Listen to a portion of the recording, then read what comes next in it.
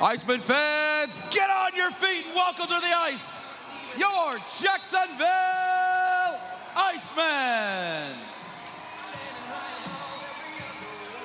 And now let's meet tonight's starting lineup for your Icemen. On defense, number 2, Jacob Friend. Also on defense, number 74, Brandon Fortunato.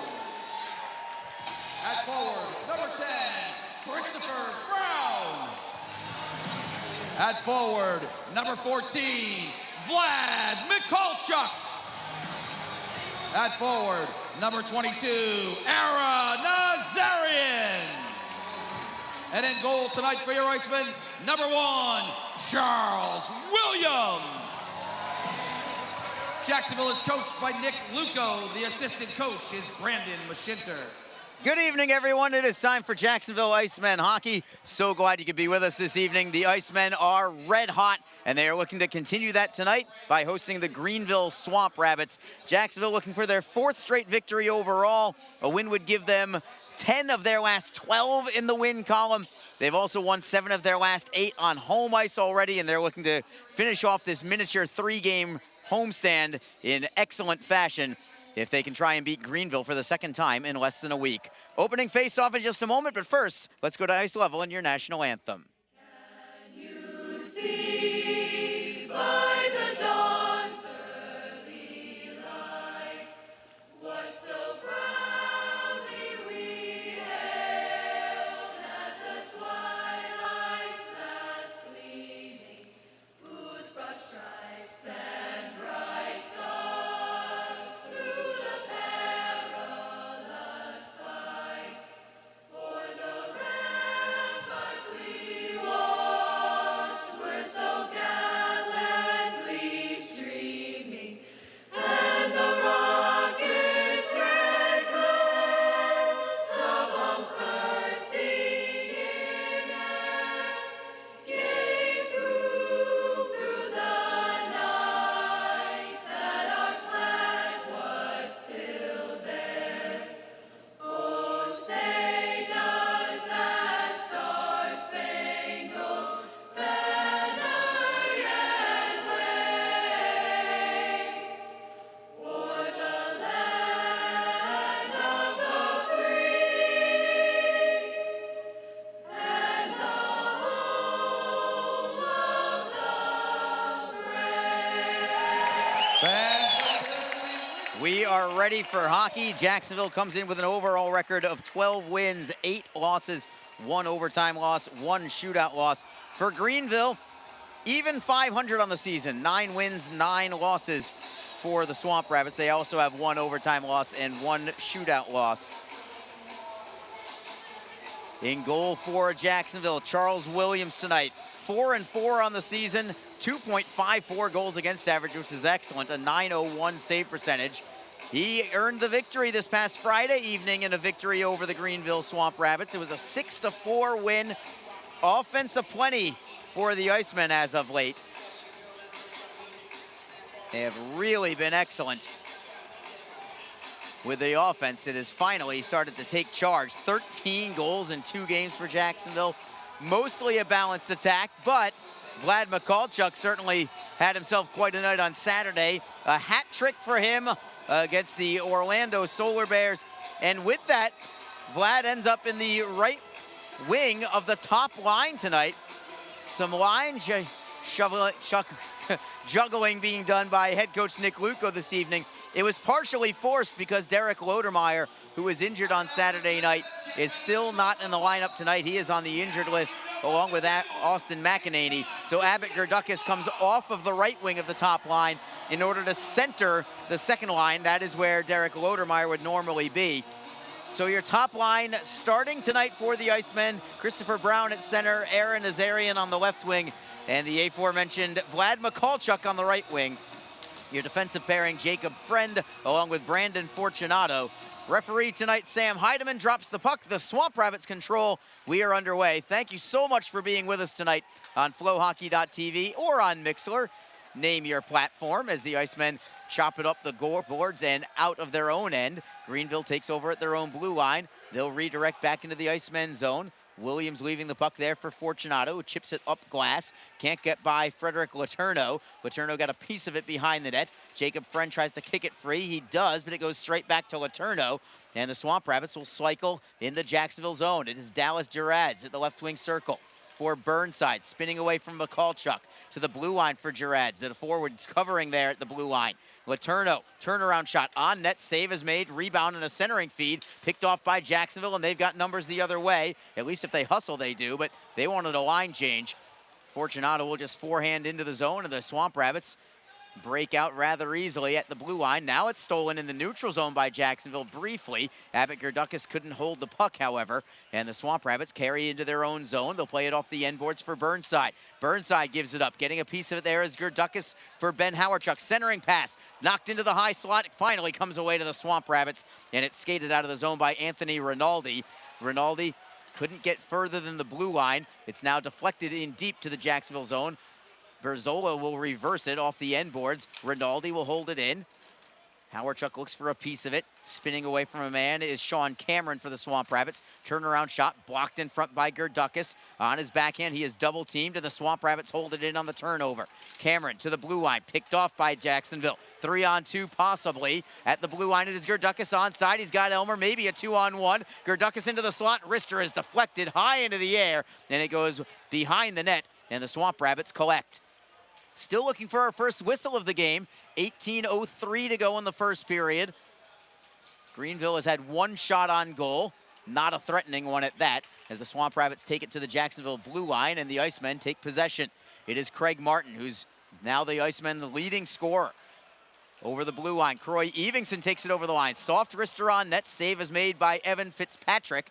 Fitzpatrick was in net for the 6-4 loss this past Friday evening as the Icemen try to bring it right back into the zone. Broken up at center by Jackson Leaf, who takes a bump by Travis Howe. Howe back in the lineup after missing a couple of games on the bereavement list. And we hope that everything is okay with Howie and his family as we finally have our first stoppage. 17:27 to go in the first period. It's an icing call against Jacksonville, and the faceoff will be in the Icemen zone early on.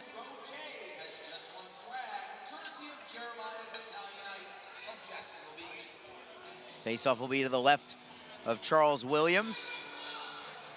Luke Lynch, who's also been pretty hot lately for the Icemen, had a goal and an assist on Saturday against Orlando. An absolute snipe of a goal from a near impossible angle as Lynch does win the faceoff. The Icemen get it to center ice, and Howe will sweep it in on the backhand. Kevin McKernan chops it off the wall. Back to center ice where Jacksonville retains possession. It is Friend for Lynch on a deflection in behind the net of Fitzpatrick. McKernan takes a bump from Howe into the boards. Nazarian just onto the ice. Couldn't get the puck away from Ben Freeman. Freeman will stick handle through the neutral zone, trying to get by a couple men. Centering feed just out of the reach of Dean Yakura. Yakura got it on the toe of his blade, but he was all alone in front. And now it's Nazarian trying to work around a defender, Baldwin. Couldn't do it. The Icemen with a puck high into the air. It stays in play and goes into the Swamp Rabbit zone. It is Yakura around the wall, right wing side.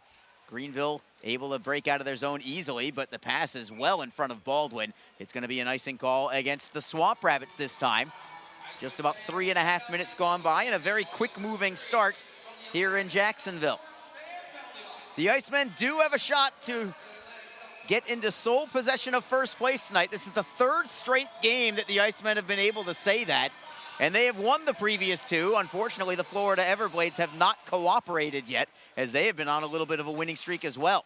And Florida is also in action tonight as they play the Atlanta Gladiators, so we'll keep you monitored on that. That game does not begin until 7:30. Greenville in their own zone trying to clear it out. They do get it away to the neutral zone anyway. Jacksonville at their own blue line with Jacob Panetta. Up the right side for McCallchuck, taking it off the boards. A nice indirect feed. McCallchuck leaving it for Zach Berzola. The defenseman pinches in to try and knock it free. Nazarian looking to help out. It is the Swamp Rabbits, however, who take it away. Tried to clear it in one direction. It was blocked. Tried to clear it the other direction, and they do work it out. The Icemen bring it right back into the zone. They'll touch up to wave off an offside, and into forecheck is Abbott Gerdukas.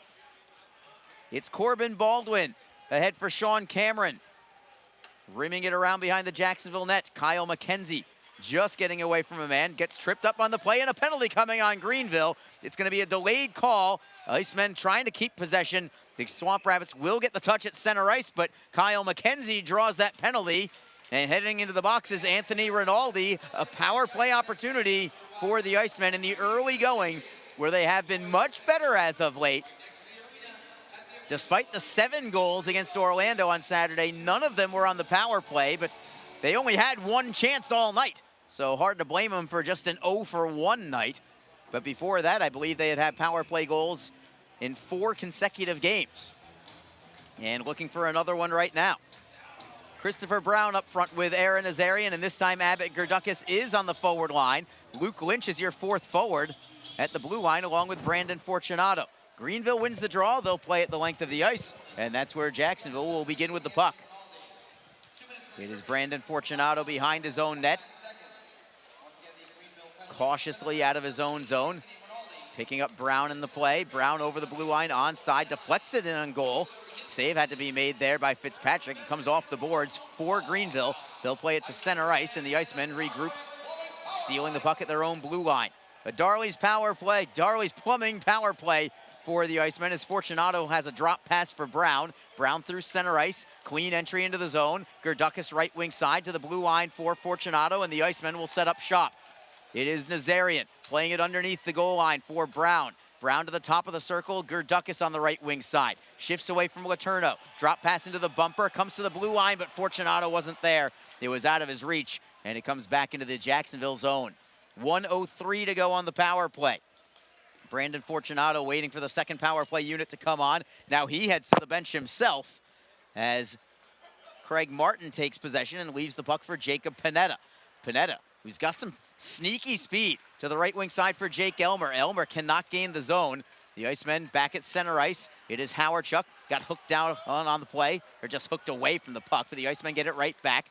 Martin is onside, leaves it to the right wing for Elmer. Cross ice look, what a pass. Howardchuk, forehand save is made. Rebound, Elmer couldn't put it home. He tried to bank it off of Fitzpatrick, but he ended up putting it off the side of the net. It was threatening as the Icemen finally generating a little offense on this power play. Swamp Rabbits steal at center ice. They'll clear in, and maybe one final rush on the man advantage for the Icemen. It is Panetta for Elmer in the neutral zone. Elmer, what a great move around a man. Shot on goal, save is made, rebound. Howardchuk couldn't get there. The Swamp Rabbits will clear it to center ice. And we're gonna have a stoppage in play with 2 seconds left on the power play. And that finally allows me the opportunity to introduce you to my broadcast partner, Alex Reed. Reeder, so good to have you here, my friend. So great to be here, Arlie. Another wonderful night here for hockey, and looking here on this Iceman power play, an early opportunity for them to try to get on the board and grab a lead. And what a play there, what a shot and by Jake Elmer there just a second ago. That one was not an easy save there for Fitzpatrick to make, but nice little snap there, but a good burst of speed after a nice move. Elmer's been playing really well here. I know he hasn't been getting a lot of points. All alone in the slot, save is made by Fitzpatrick on Nazarian, who raises his head to the heavens because he knows that he kind of fanned on that shot. He was right between the hash marks, and maybe he was thinking too much about trying to pick his spot there. Yeah, he may have been. He was wide open, Arlie, right there between the rings, and that is a goal scorer's dream to have that scenario play out for them in a game, and boy, oh boy, he had a good chance there. Just didn't get much on it, and he knows it as he looked right up to the rafters after shooting that puck and after Fitzpatrick made the save. But we were talking about Jake Elmer and really what a great game he had on Saturday. He didn't get any points in that game, but boy, was he effective. I mean, he created so many great chances, made some nice moves. He was hitting guys. I thought it was a well-played game for him, and I know he may be disappointed because he didn't factor on the score sheet, but anybody who watched that game, and if there was any scouts watching it, I'm certain he grabbed their attention. No doubt about it. We're going to take a very quick break. We'll come right back. It is scoreless in the early going here in Jacksonville. This is Jacksonville Icemen hockey. Fans, when you're feeling the freeze, you can grab your Icemen gear at the Icemen Team Shop. Just visit jacksonvilleicemen.com/merch to visit our online store. You can purchase Icemen team jerseys, t-shirts, hats, pucks, kids gear, and much more. If you're at the game, you can also stop by our merchandise kiosk located in the arena concourse. If you're located out of town but want to show your support for the Icemen from afar, shipping options are available. So visit jacksonvilleicemen.com/merch to get your Icemen swag today. We are back in Jacksonville. We've got a stoppage in play, and the faceoff will be in the Greenville zone. Jacksonville out shooting the Swamp Rabbits 4-1 in the early going. They have had the benefit of a power play as well. Aaron Nazarian still thinking about that opportunity he had just before we went to break when he put it right into the midsection of Evan Fitzpatrick.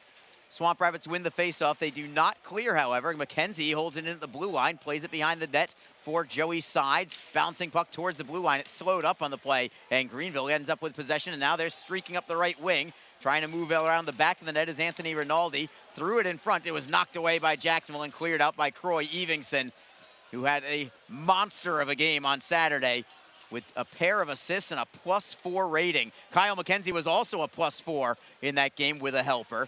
So that tandem was just sensational on Saturday night as the Icemen break through the neutral zone. It is Martin curling back into his own end to give himself a little more time and space. Right up the right side, Howe with a slap shot. Save is made, and that was a tester there from Fitzpatrick. Sides tries to hold it in. It is loose along the side, and the Swamp Rabbits come away with it. Travis Howe giving the Icemen a little bit of a spark on the offensive side again.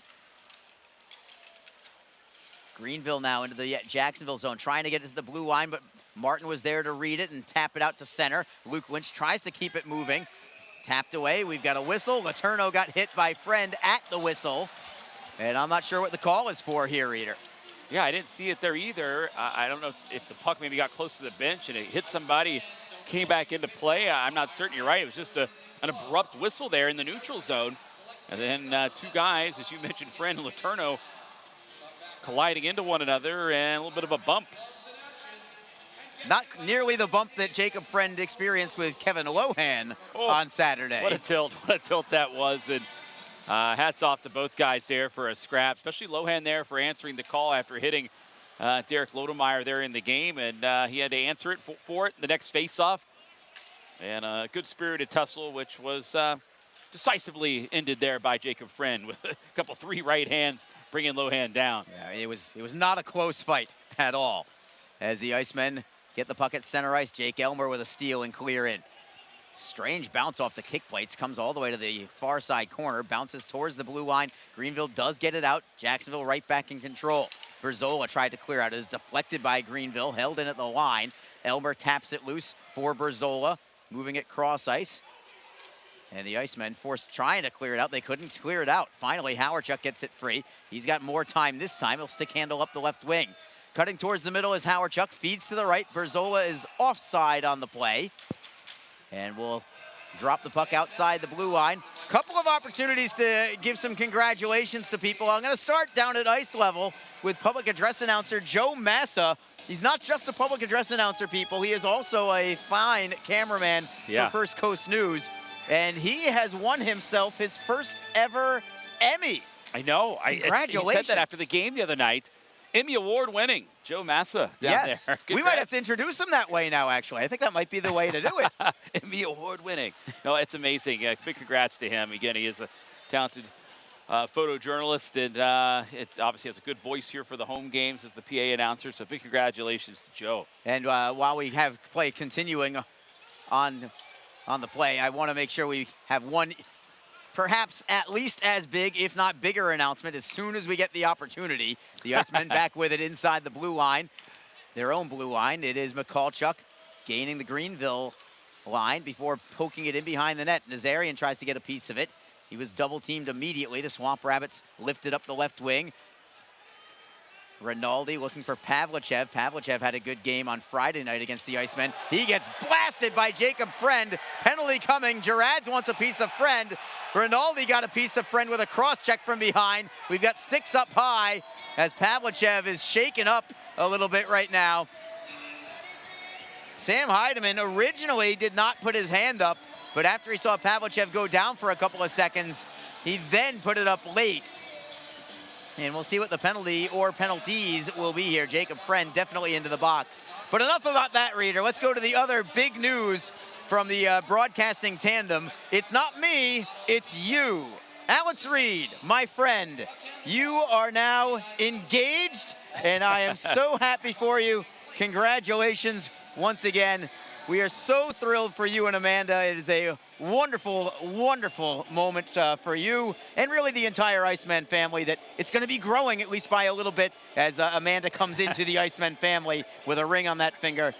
Well done, my friend. I'm so happy for you, too. Well, thank you, Arlie. I appreciate it. Very excited, no doubt about it. So, yeah, I'm getting thumbs up from Mitchell's down there. It's awesome. But, no, an exciting time for sure.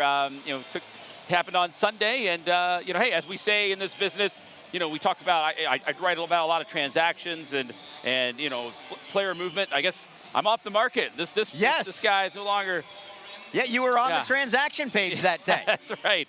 Jacksonville, ECHL, Alex Reed, engaged. Well, thank you, Arlie. I appreciate it, man. And I'm very excited. And I know Amanda's listening, so I'm sure she's like, oh, my gosh, I can't believe you guys are doing this. But well, why wouldn't we? Yeah, exactly. I mean, she should have known. Yeah, we're the best nerds out there. She would know and has told us as such. And that is not an insult. We take that rather complimentary, both of us do, as we come back to some hockey here. And the Icemen are shorthanded right now. Looking for the steal is Craig Martin. Bats it up on the backhand side, finds Brown. Brown will do the rest of the work. That's a good tandem of Craig Martin and Christopher Brown in order to get the clear. Greenville on their first power play of the night. They are 20th in the league on the power play at 17.2%.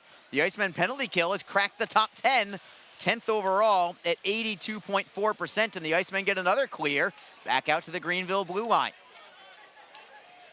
It's Josh Burnside, stick handling back behind his own net, waiting for a line change with 1:06 on the clock with this 5-on-4. Pavlichev, who is clearly fine, moves it over the blue line, backhand feed, deflected away by Evingson, and Evingson will clear it out.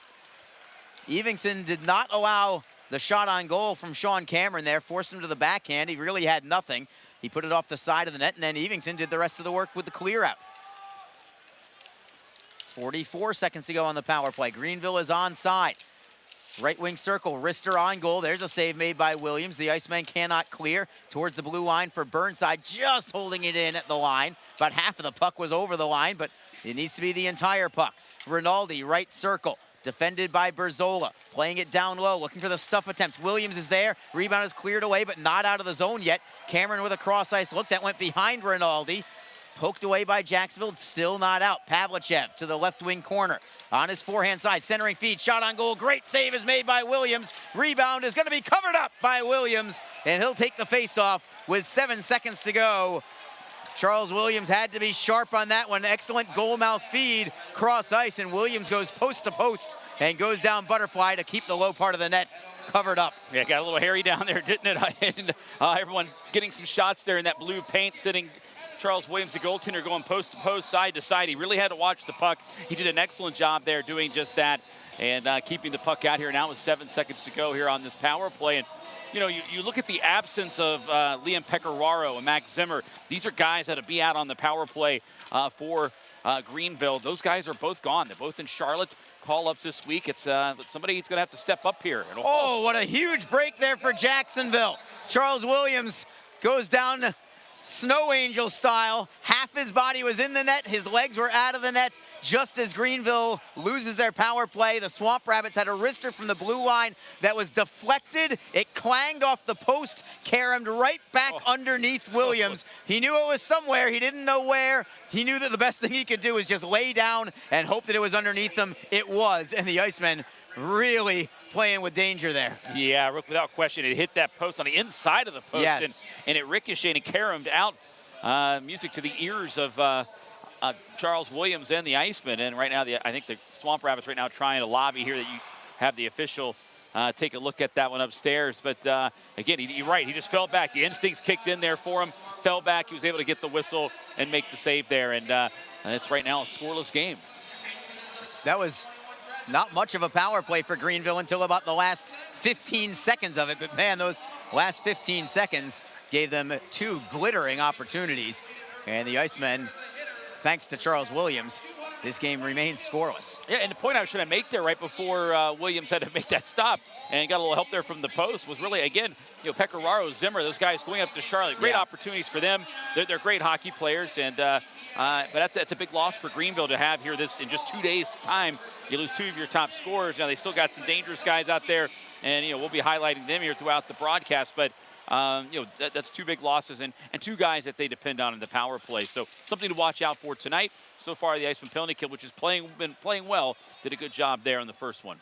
Just enough at the very, very end as Berzola kicks it in and keeps it in the Greenville zone. Centering feed, bounces up into the air. It is swept away by Greenville and cleared out. Trying to bat it in. The goal from midair was Jake Elmer. It was a swing and a miss.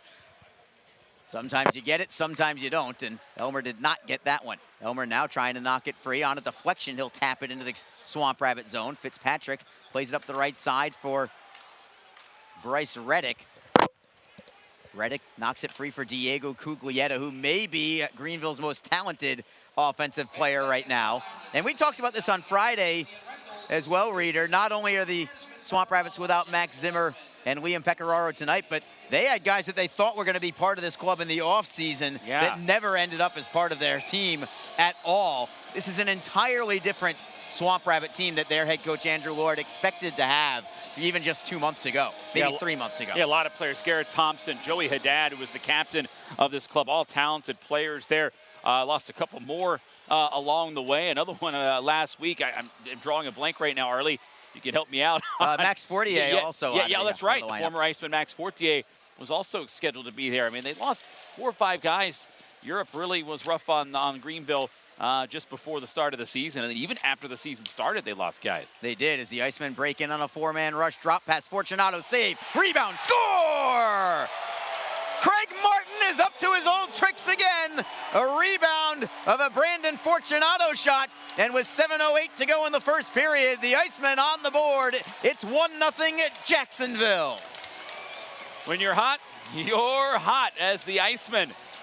Craig Martin, their leading scorer. He's been on an absolute tear. Now 17 points here in his last 9 games, this being the 9th. This guy's killing it right now. He's just in the right spot. And again, that's what you have to do. The Icemen get a shot from the right side circle there. They got it on goal. The rebound was there. The second chance opportunity presented itself for Craig Martin. And with as hot as he's been here, he was able to slam that one home off the rebound. And the Icemen take the lead here in this game. And they can get used to this, Arlie. It's a lot better when you're taking the lead as opposed to having to come back from behind. Here is Emmy Award-winning Joe Massa with your goal call. Craig Martin. He doesn't sound like he's Emmy Award-winning Assisted by based number on 9, this. Luke Lynch. And number 24, Travis Howe. Time of the goal, 12 minutes, 52 seconds. Once again, your right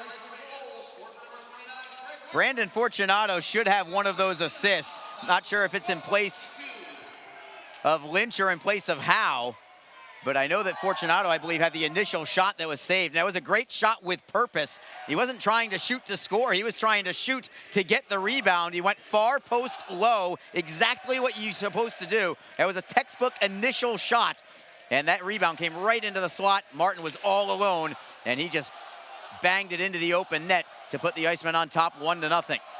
Jacksonville now in the neutral zone. It is Berzola. Tries to get it away from Girard. Girard steals it from him and keeps it in the zone behind the Jacksonville net. Letourneau ridden into the boards by the Icemen. And I believe it's Joey Sides. Shot on net. Stick save made by Williams, who looks very sharp in the early going here. Rebound comes up high, and the Icemen have it. Nazarian at center. He'll chip in. Gerdukas chases after it behind the Swamp Rabbit net. Gerdukas is first to it. Can he get a centering feed away? Not quite. Swamp Rabbits get it back, only to give it up to Elmer. Rister towards goal, blocked in front. Howarchuk had that shot. Howarchuk gets it back, keeps it in for Elmer in the high slot. Rister on goal, blocker saved by Fitzpatrick. Rebound for Greenville, and Letourneau will chip it out to center ice. The Icemen looking for a little more, not satisfied with 1-0. Here comes Gerdukas again. To the right side, Elmer. Rister on goal, snatched out of the air by Fitzpatrick, and we will go to break.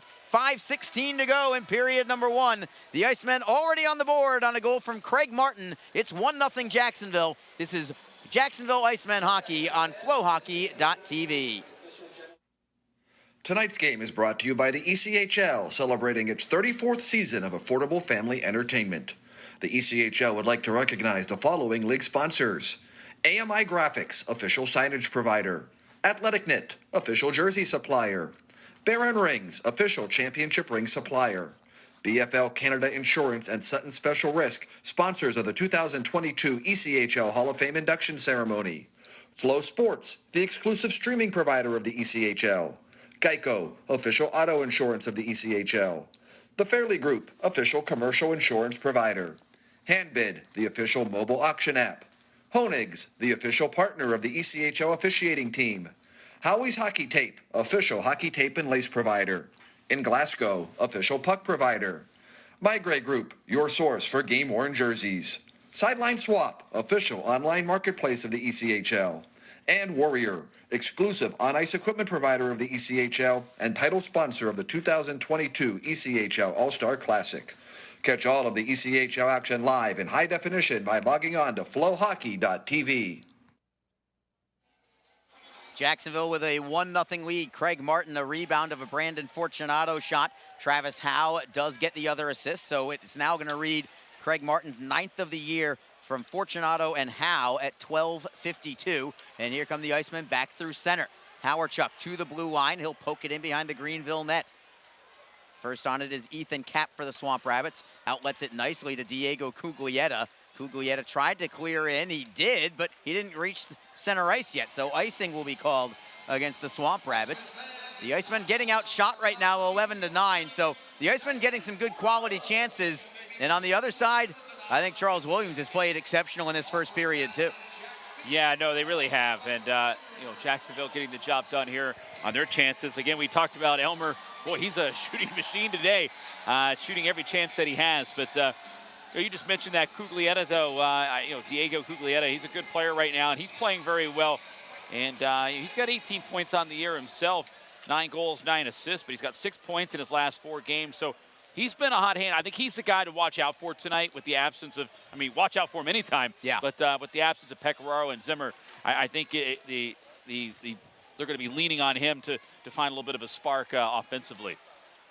Puck at center ice. McKenzie drives it in. Howe gives chase. Lynch does the same. This line that you wouldn't necessarily expect to be the point-producing line for Jacksonville, really looked at on paper as their third line with Travis Howe out there, but it's Howe right now, looks for the feed. Howe is feeling his offensive game right now. His pass was just deflected away, and then he stole the puck back at center ice. And now the puck loose behind the Greenville net. It is Burnside sweeping it away, but not out yet. Into the high slot. Howe couldn't quite get to the puck, and the Swamp Rabbits skate to center. It's Letourneau. Onside. Pass is broken up by Jacksonville. Tapped over the blue line and out, but this line going back to it, Craig Martin, Luke Lynch, and Travis Howe. They've been wonderful on the offensive side as Greenville gets a great effort there from Letourneau. Jacob Panetta got just enough of him to knock him off the puck. He tried to jump kind of through Panetta from the outside in, nearly beat him, but Panetta just got a glancing blow to take him off of his skates. Greenville back now at center ice. It is Freeman losing it at the line. The Icemen come right back. McCalltruck tries to take it off the wall. He will get it to the blue line, knocking it behind the Greenville net. Brown gives chase. He'll steal the puck behind the net, trying to center. Knocked free. Nazarian now helps out, trying to knock it loose for Brown. Nazarian still trying to dig it free, but it is Greenville coming away. Sean Cameron for Ben Freeman. Cross ice look for Baldwin. A long slapper steered into the corner by Williams. Poked ahead by Panetta, not out of the zone yet.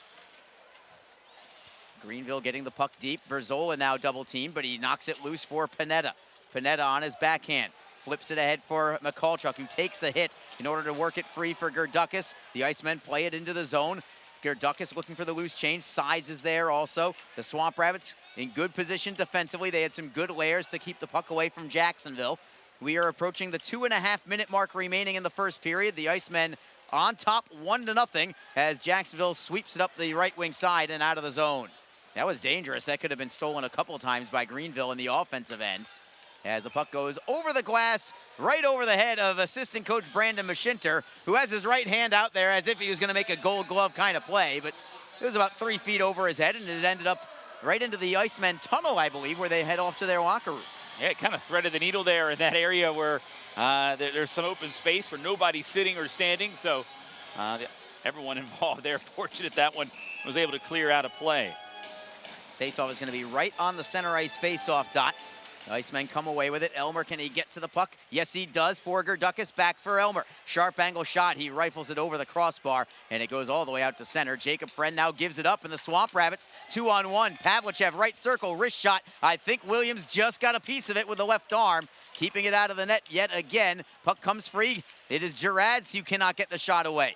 Pavlichev on his backhand, poked away by the Icemen. Gerdukas flips it ahead, finds it and finds Elmer. Elmer for the trailer, all alone Fortunato to the left circle, looks to center in front. Elmer couldn't poke it home. Excellent work there from Brandon Fortunato, who has had himself quite a period as well. Gerard's in the opposite direction, sharp angle shot, denied by Williams at the short side post. Comes loose for Fortunato, and back and forth we go. Fortunato with an aerial pass, looking for Martin. Giving chase is Burnside. He'll beat him by a stride and play it to center ice. What a move that was from Fortunato to find Elmer, who got a piece of it, but not enough to put it on goal as the Swamp Rabbits steal at the blue line. Another turnover. Looking in on the backhander. Williams with the blocker. Denies Sean Cameron, and the Icemen clear it out again. Things are really opening up now at center ice as Jacksonville gets a steal. Martin over the blue line, pulls the string. Wrister is deflected into the corner. Howe holds it in now in the final minute of period number 1. Martin on his backhand to the blue line for McKenzie. Cross ice, Evenson with a one-timer. He's got a good one, but it was blocked in front. Greenville sweeps it away. A couple men go down. The fans want a penalty call, but we play on as Freeman will stick handle out of his own zone. Ben Freeman to the red line. Forehanding it in, cross corner. Evenson first on the puck with 34 seconds to go in the period. Coming up in the intermission, we're going to be joined by Iceman head coach Nick Luco. Got a chance to sit down with him before the game, and I know you guys always want to hear from the head man. You will get to do that in just a matter of seconds, so stick around. Jacksonville with the puck with 20 seconds to go on the clock. It is Evenson, slowly out of his own zone. Gets to center. He'll forehand it in, and the Iceman with one last chance to forecheck. Getting a piece of it is Nazarian. Got it loose. It is Brown to the left side. Panetta with a wrister. Blocked in front. Excellent chance. 3 seconds left. Centering feed. Trying the bank shot was Nazarian. Had the right idea with just 1 second left, but it goes through the blue paint. And the Icemen will gladly take the lead going into the locker room after period number 1. And I say gladly because it has not happened a lot, but it's the second time in a row, Alex, that the Icemen have had the lead after one period of play.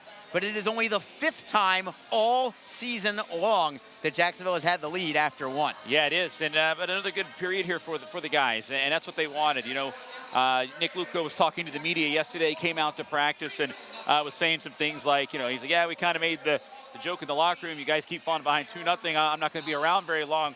And, you know, but honestly, he said, you know, but he said it says a lot about our guys to fall behind in those games by multi-goals and then come back to wins. Says a lot about their character, but you know, we all know, you know, that despite that, it's easier when you're ahead.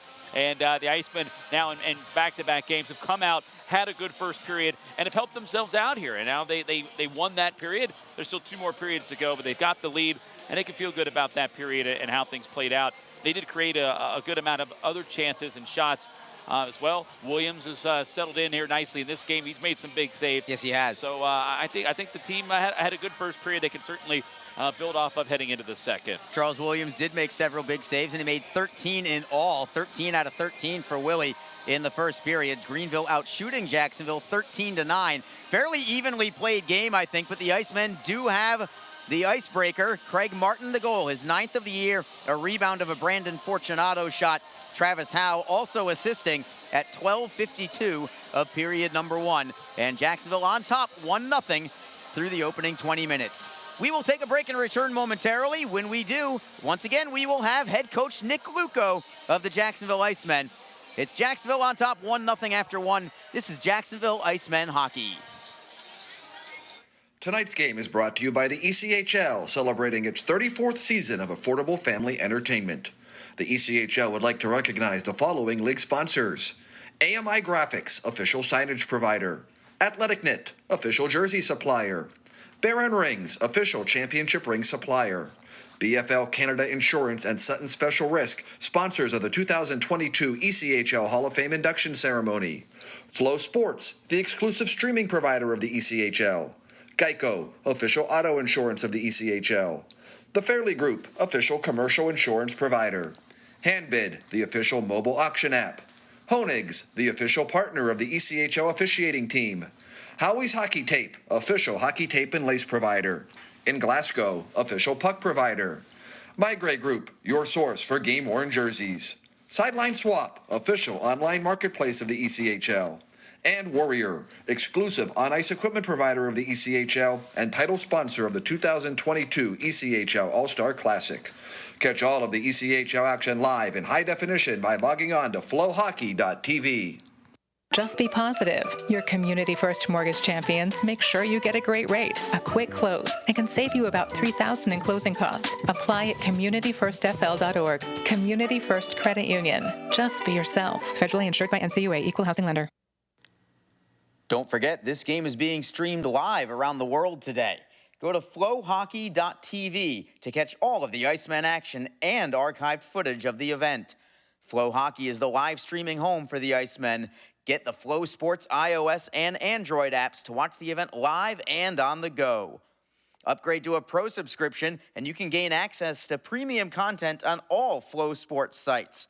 This includes more than 1,000 live events, original documentaries, exclusive training and technique videos, and much more.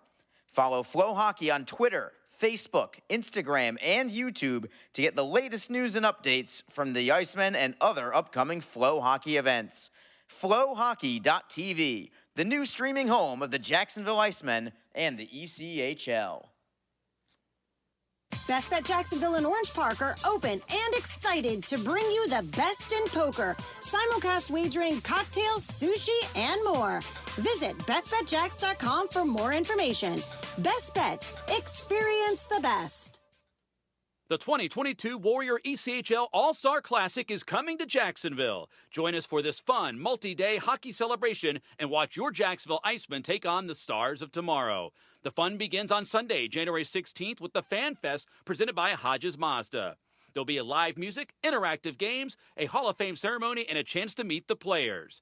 Then on Monday, January 17th, your Icemen go head-to-head against the ECHL All-Stars in the Warrior ECHL All-Star Game. All-Star Game and Fan Fest ticket packages are currently available for your family or business. Contact the Iceman at 904-602-PUCK. That's 904-602-7825. Or visit us online at jacksonvilleiceman.com. Just be in control. With free interest checking and great digital tools, Community First makes smarter banking simple. Add an account at justbeyourself.com. Community First Credit Union. Just be yourself. Federally insured by NCUA.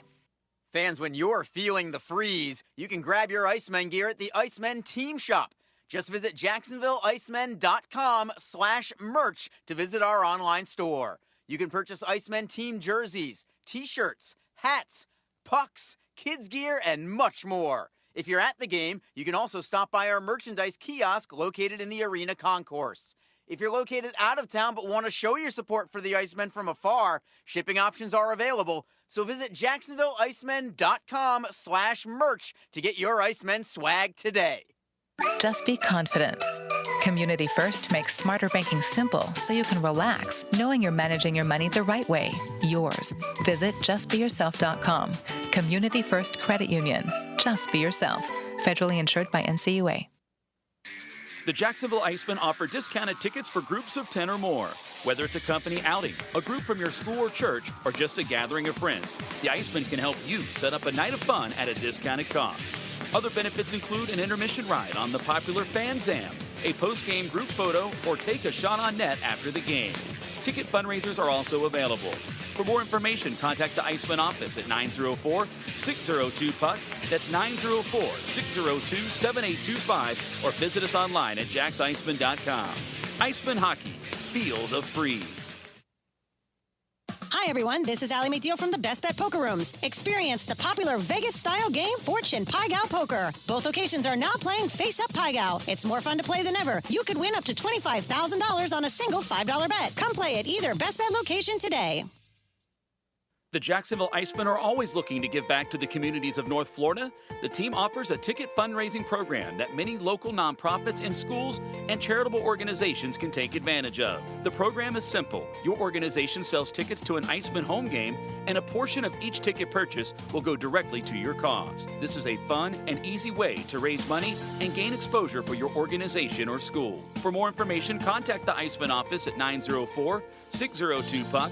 That's 904-602-7825, or log on to jacksiceman.com.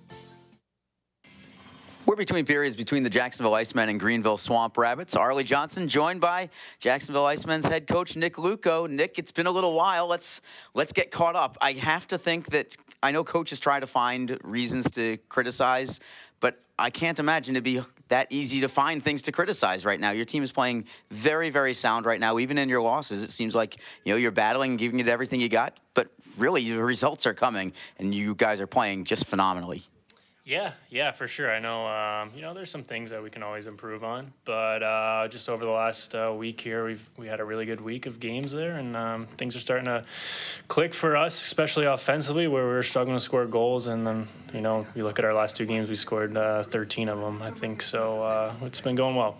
How much of that is just execution? How much of it is just confidence that the guys are actually feeling it right now? Yeah, a little bit of both. We kind of sat down with guys like Naz and Gertie after Wednesday game and just said, hey, you're doing all the right things, especially defensively. All it takes is for one to go off you and go in, and then, the floodgates open. And then I think Friday night that one hits Naz in the leg there and goes in, and then he scores the next night. So I don't know. That's just the way it goes sometimes. Well, you've got yourself in a spot, you with the team, where you're just 1 point out of first place right now. You've won 9 out of your last 11. You've got an opportunity for a 4-game winning streak. It's modest, but a winning streak just the same. Talk to me about, maybe some of the details, maybe behind the scenes that you are finding are being very successful that's allowing your team to win some games right now. Well, that's a big part of our motto here, is just focusing on the details of our game and being on the right side of pucks, especially defensively, not cheating, because when we do that, our speed and transition takes over, and that's when we create our chances. And guys have been really buying into it. As you see over the last week here, scoring some goals there, but again, we're not giving up a lot. I know Friday we won 6-4. We gave up some goals there, but I mean, they were kind of like fluky, off face-off stuff. So really like everyone's buying right now, and it's going really well for us.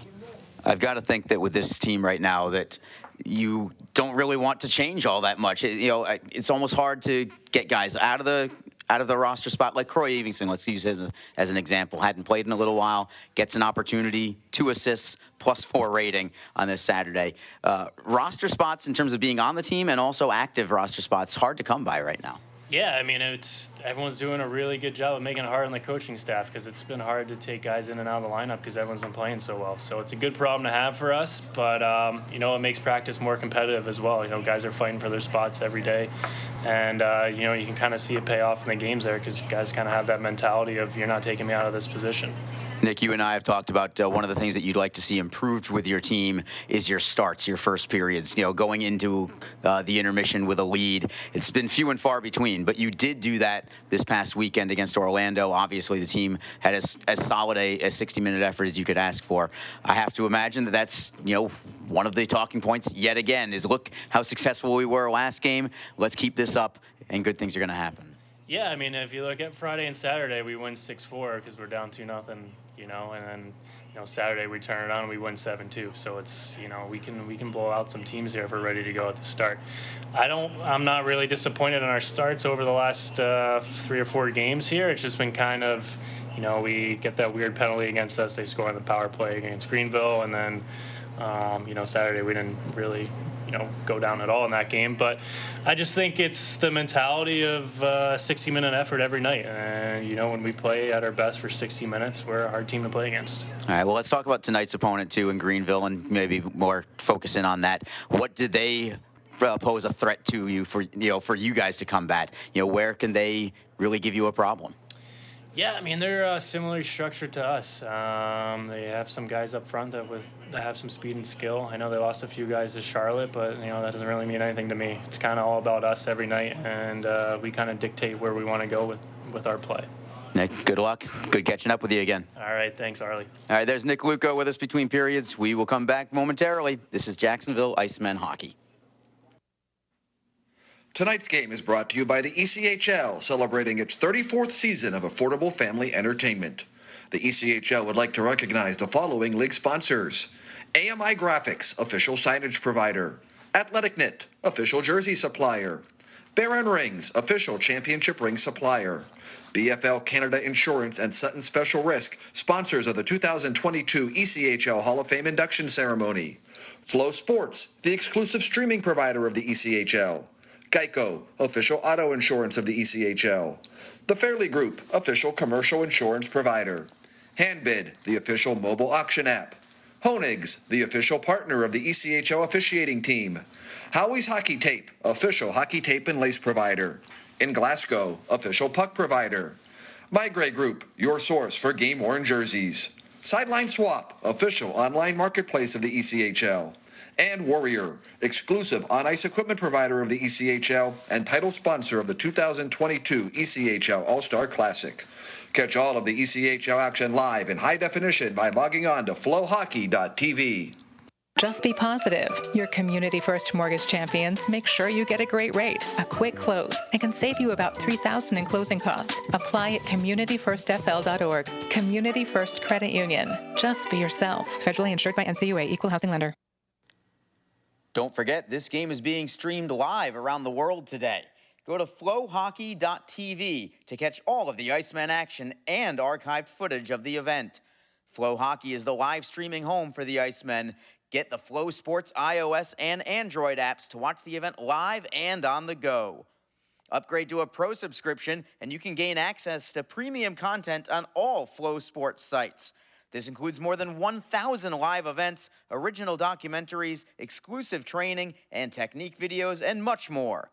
Follow Flow Hockey on Twitter, Facebook, Instagram, and YouTube to get the latest news and updates from the Icemen and other upcoming Flow Hockey events. Flowhockey.tv, the new streaming home of the Jacksonville Icemen and the ECHL. Best Bet Jacksonville and Orange Park are open and excited to bring you the best in poker, simulcast wagering, cocktails, sushi, and more. Visit bestbetjacks.com for more information. Best Bet. Experience the best. The 2022 Warrior ECHL All-Star Classic is coming to Jacksonville. Join us for this fun, multi-day hockey celebration and watch your Jacksonville Icemen take on the stars of tomorrow. The fun begins on Sunday, January 16th with the Fan Fest presented by Hodges Mazda. There'll be a live music, interactive games, a Hall of Fame ceremony, and a chance to meet the players. Then on Monday, January 17th, your Icemen go head-to-head against the ECHL All-Stars in the Warrior ECHL All-Star Game. All-Star Game and Fan Fest ticket packages are currently available for your family or business. Contact the Icemen at 904-602-PUCK. That's 904-602-7825, or visit us online at jacksonvilleiceman.com. Just be in control. With free interest checking and great digital tools, Community First makes smarter banking simple. Add an account at justbeyourself.com. Community First Credit Union. Just be yourself. Federally insured by NCUA. Fans, when you're feeling the freeze, you can grab your Iceman gear at the Iceman Team Shop. Just visit jacksonvilleicemen.com/merch to visit our online store. You can purchase Iceman team jerseys, t-shirts, hats, pucks, kids gear, and much more. If you're at the game, you can also stop by our merchandise kiosk located in the arena concourse. If you're located out of town but want to show your support for the Icemen from afar, shipping options are available. So visit jacksonvilleicemen.com/merch to get your Icemen swag today. We are back in downtown Jacksonville, the Publix rink at the ViStar Veterans Memorial Arena. Arlie Johnson joined by Alex Reed tonight, and the Icemen have the 1-0 advantage after one. Craig Martin continues to lead the team in scoring and in goals scored. 9 goals on the year, with the one in the first period, a rebound of a Brandon Fortunato shot, despite the Icemen getting outshot 13-9 in that first period. But I think maybe the bigger story than Martin giving the Icemen the lead, Reader, might have been Charles Williams in that opening 20 minutes. I thought he was sensational. Yeah, he was, and he had to stop a good amount of shots that period, 13. And we were talking about it early there in the break that that number right now, 13, that's about the halfway mark of what the Icemen allow the entire game. Yeah. So the Icemen first in the league in average shots against per game. So they're usually keeping that. I think they're at 24 point something, but usually that's around their number. And right now they've already allowed half that in the first period. So maybe need to tighten that up just a little bit, because Charles Williams did have to work a little bit too much there in that first period. But again, he made the saves, but the Icemen are jumped up, got some chances. Just maybe need to try to keep the chances against a little bit limited here, a little bit be more mindful of that. perhaps the Icemen could use that, even though they're ahead, perhaps they could use that as sort of a wake-up call from Nick Luco of, guys, you have the lead, but maybe you thought that you could just walk over this Greenville team without Max Zimmer, without Liam Pecoraro. Yeah. Well, guess what? You can't. Yeah. You know, not that Greenville took it to Jacksonville. I certainly wouldn't say that, but I would say it was about an even first period of play. So it's nice when you can send a message like that and yet still have the lead at the same time. It really is. And again, you can thank Charles Williams for that. But again, let's talk about Greenville. That wasn't a bad period for them. I mean, they came out, got 13 shots. They hit a post, and I mean, they very well could have been leading in this game as well themselves. So again, it's been a well-played contest, as every matchup between these two teams has been so far this year. Every one of them has been very competitive, and we'll see how. I expect that to continue here for the rest of the way. So we'll see what we got here in this second period. The Icemen just need to keep playing the way they're playing, though, and try to build on their lead now, because as you mentioned, Arlie, they do indeed have that lead. They just showed the replay of Charles Williams having that puck go behind him and off the post. And now you're looking at the replay of Craig Martin driving in a rebound for the only goal of the game thus far.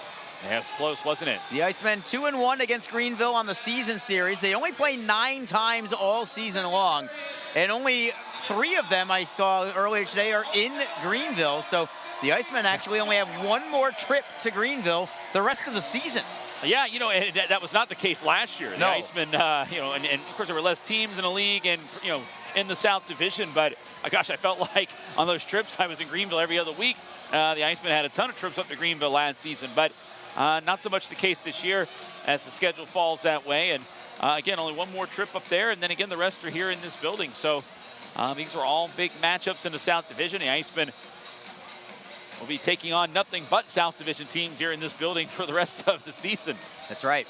Speaking of the South Division, let's go quickly to the ECHL scoreboard, and we'll focus especially on the Florida Everblades. That is the team that the Icemen are nipping at the heels for first place. 1 point behind Florida in the standings. The Icemen trying for a win today with a Florida regulation loss. If that happens, Jacksonville would then be alone in first place. Florida hosting the Atlanta Gladiators tonight. They are scoreless. They started at 7:30, so they're a little behind us. 7 minutes to go in the first period. The only other team in the South that's playing tonight, the Norfolk Admirals, they are scuffling right now. They are losers of 3 straight. And now on home ice in the final minute of the first period, they're losing to the Wheeling Nailers 3-0 already. So that is certainly good news for the Icemen and the rest of the South Division. As we are underway in period number 2, the Icemen have the puck in their own zone. It's Nazarian on the left wing, cross ice look, taking it off the boards is Brown. They are going to be onside as the puck goes to Mikulchuk. Sharp angle shot, save made by Fitzpatrick. Rebound tapped out of the zone by Greenville. Kind of like Brandon Fortunato's shot, a shot with purpose for the rebound. Mikulchuk got what he wanted there. The rebound just didn't go onto the blade of an Iceman player that time. And here comes Jacksonville once more. It is Brown for Fortunato, who will drive it in on the forehand. Line change for Jacksonville, an easy breakout for the Swamp Rabbits. It's Letourneau. Cross ice look broken up by Craig Martin. Martin tries to set up Mikulchuk, bouncing puck at center. Jacksonville gets it to the Greenville end. It's a delayed offside here. The Icemen need to regroup, and they are still offside as Greenville finally gets into the Jacksonville zone, poked away by the Icemen. Here comes Luke Lynch, 2-on-2 with Travis Howe. Lynch lost the handle. McKernan tries to clear out. Martin holds it in right at the blue line. For Lynch to the blue line, could not find Zach Berzola. It was sort of behind Travis Howe and in front of Zach Berzola. It ended up back in the Icemen zone. 18:38 to go in period number 2. It's a 1-0 Jacksonville lead. The Icemen with a lead pass ahead for Howe. Not the guy you wanted in a foot race there, unfortunately for Jacksonville, but Howe will take the body, and the Icemen will keep the puck in the zone briefly. Swamp Rabbits chip it up the right wing side, and it's Anthony Rinaldi. His wrister is deflected behind the net by Jacob Panetta. Berzola whips it around the wall for Craig Martin. Saucer pass cross ice. Nice look to Jacob Panetta. Panetta is onside, cutting from left to right. Beats one man, backhander on goal. Save is made. Rebound for Evingston. That shot went just wide, and now it comes off the end boards for Travis Howe. For Abbott Gerdukas behind the Greenville net. Spin move by Gerdukas, waiting for somebody to cut towards net. Gerdukas will leave it for Kyle McKenzie. Playing it behind the net, centering feed, knocked away by Greenville. That was the right idea from Ben Howarchuk, who tried to set up Jake Elmer. Some good passing there from the Icemen until the final moment. Now it's McKenzie for Jacksonville, rimming it around. Gerdukas takes it off the end boards, feeding it for Howarchuk at the right wing corner. Howarchuk for Gerdukas, comes all the way to the blue line. McKenzie with a drive, just wide to the far post. Fitzpatrick saw that one late. I'm not sure if he ever saw it until the last split second there. And McKenzie did not miss by much there, Reader. No, not much at all there. Icemen have had a lot of those near misses really for it and against it here. Again, we obviously noticeably the one there in the first period with the Charles Williams falling backwards on the puck that hit the post. Greenville at center ice. Quinn Foreman with a wrister on goal from about 70 feet out. Williams snares it with the glove easily and takes the face-off. First time he's seen the rubber in this second period, and a good start, I think, to this second period. Maybe message sent. Make sure you just keep pressuring. Just kind of wear this team down a little bit. That could be what it comes down to, is just keep grinding, shift after shift. Work your board game. Cycling has been good for the Icemen in this contest, too. No, I completely agree with you there, Arlie. Again, maybe a little bit more of a defensive mindset here. Let's not get fancy. Let's not do any crazy drop passes or anything that's going to, give them a chance here to go down and score on an odd man situation. And even with the Icemen doing that, they were still able to get a couple shots off. They didn't really make it on goal, some of them, but they're still creating some opportunities and hoping that one of those could go in for a go-ahead marker, or excuse me, a marker to kind of add to their lead. Jacksonville does get the puck out of their zone, but they have to chase it back down inside their own line. It's Fortunato for Sides. Sides just knocked it away from Dallas Gerads. Puck goes way high into the air, almost as high as the top of the scoreboard. It was not at the scoreboard, so it didn't touch it, but it would have if it was at center ice. Sides with a wrister, routine save for Fitzpatrick, and Jacksonville gets a face-off in the offensive end with 16:22 to go in the second. Yeah, I was looking at the video board there, because had the puck touched it, the video board there, it would have been a pause and play, and they'd have another face-off, and it was up there, Harley, just never made it towards the video board. Kind of dropped here on the near side, just in the face-off dot on near side here in the neutral zone. Luke Lynch on the draw, trying to win it back for Panetta. Goes into the near side boards. What a hit from Travis Howe. He just demolished Kevin McKernan as the Swamp Rabbits take the puck and skate out of it. McKernan's slow to get up. He does get up under his own power, but goes straight to the bench after that crunching blow from Travis Howe. Clean hit as well, and we will play on. Greenville now to the Jacksonville zone. It is Burnside tapping it into the corner for Yakura, spinning away from Panetta. Panetta rides him into the boards along the near side corner. It is Pavlichev, turnaround shot, tricky save there for Williams. Rebound for Panetta, backhands it up the wall, not out yet. From the blue line, Slapper goes wide. Comes around to the right side, and again, Greenville with a little push. Berzola double team behind his own net, and another turnover. The Swamp Rabbits get it back. Pavlichev shot towards goal, blocked. Williams again, I think, got a piece of it with the blocker that time. Finally, Jacksonville comes out of the zone. It is Lynch with Martin, but really Lynch, as he takes a big hit up high and no call, and that was right in front of the referee. But Sam Heidemann does not blow the play dead, and Lynch barking at the referee as he goes to the bench for a line change. The Icemen still on top, 1-0.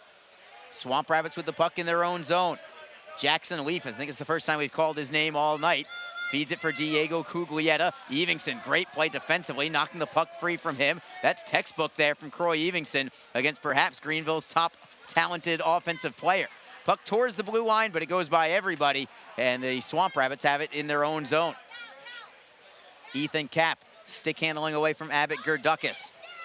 Cuglietta cannot get the puck in deep. Evingson knocks it free for Gerdukas, who will slide it in. Kapp is on the puck first, trying to chip it ahead for Cuglietta. Dallas Gerads in the neutral zone. On his forehand, trying to set up Letourneau, knocked free by Evingson. Foot race for the puck. Sides for Gerdukas, and offside will be called against Jacksonville.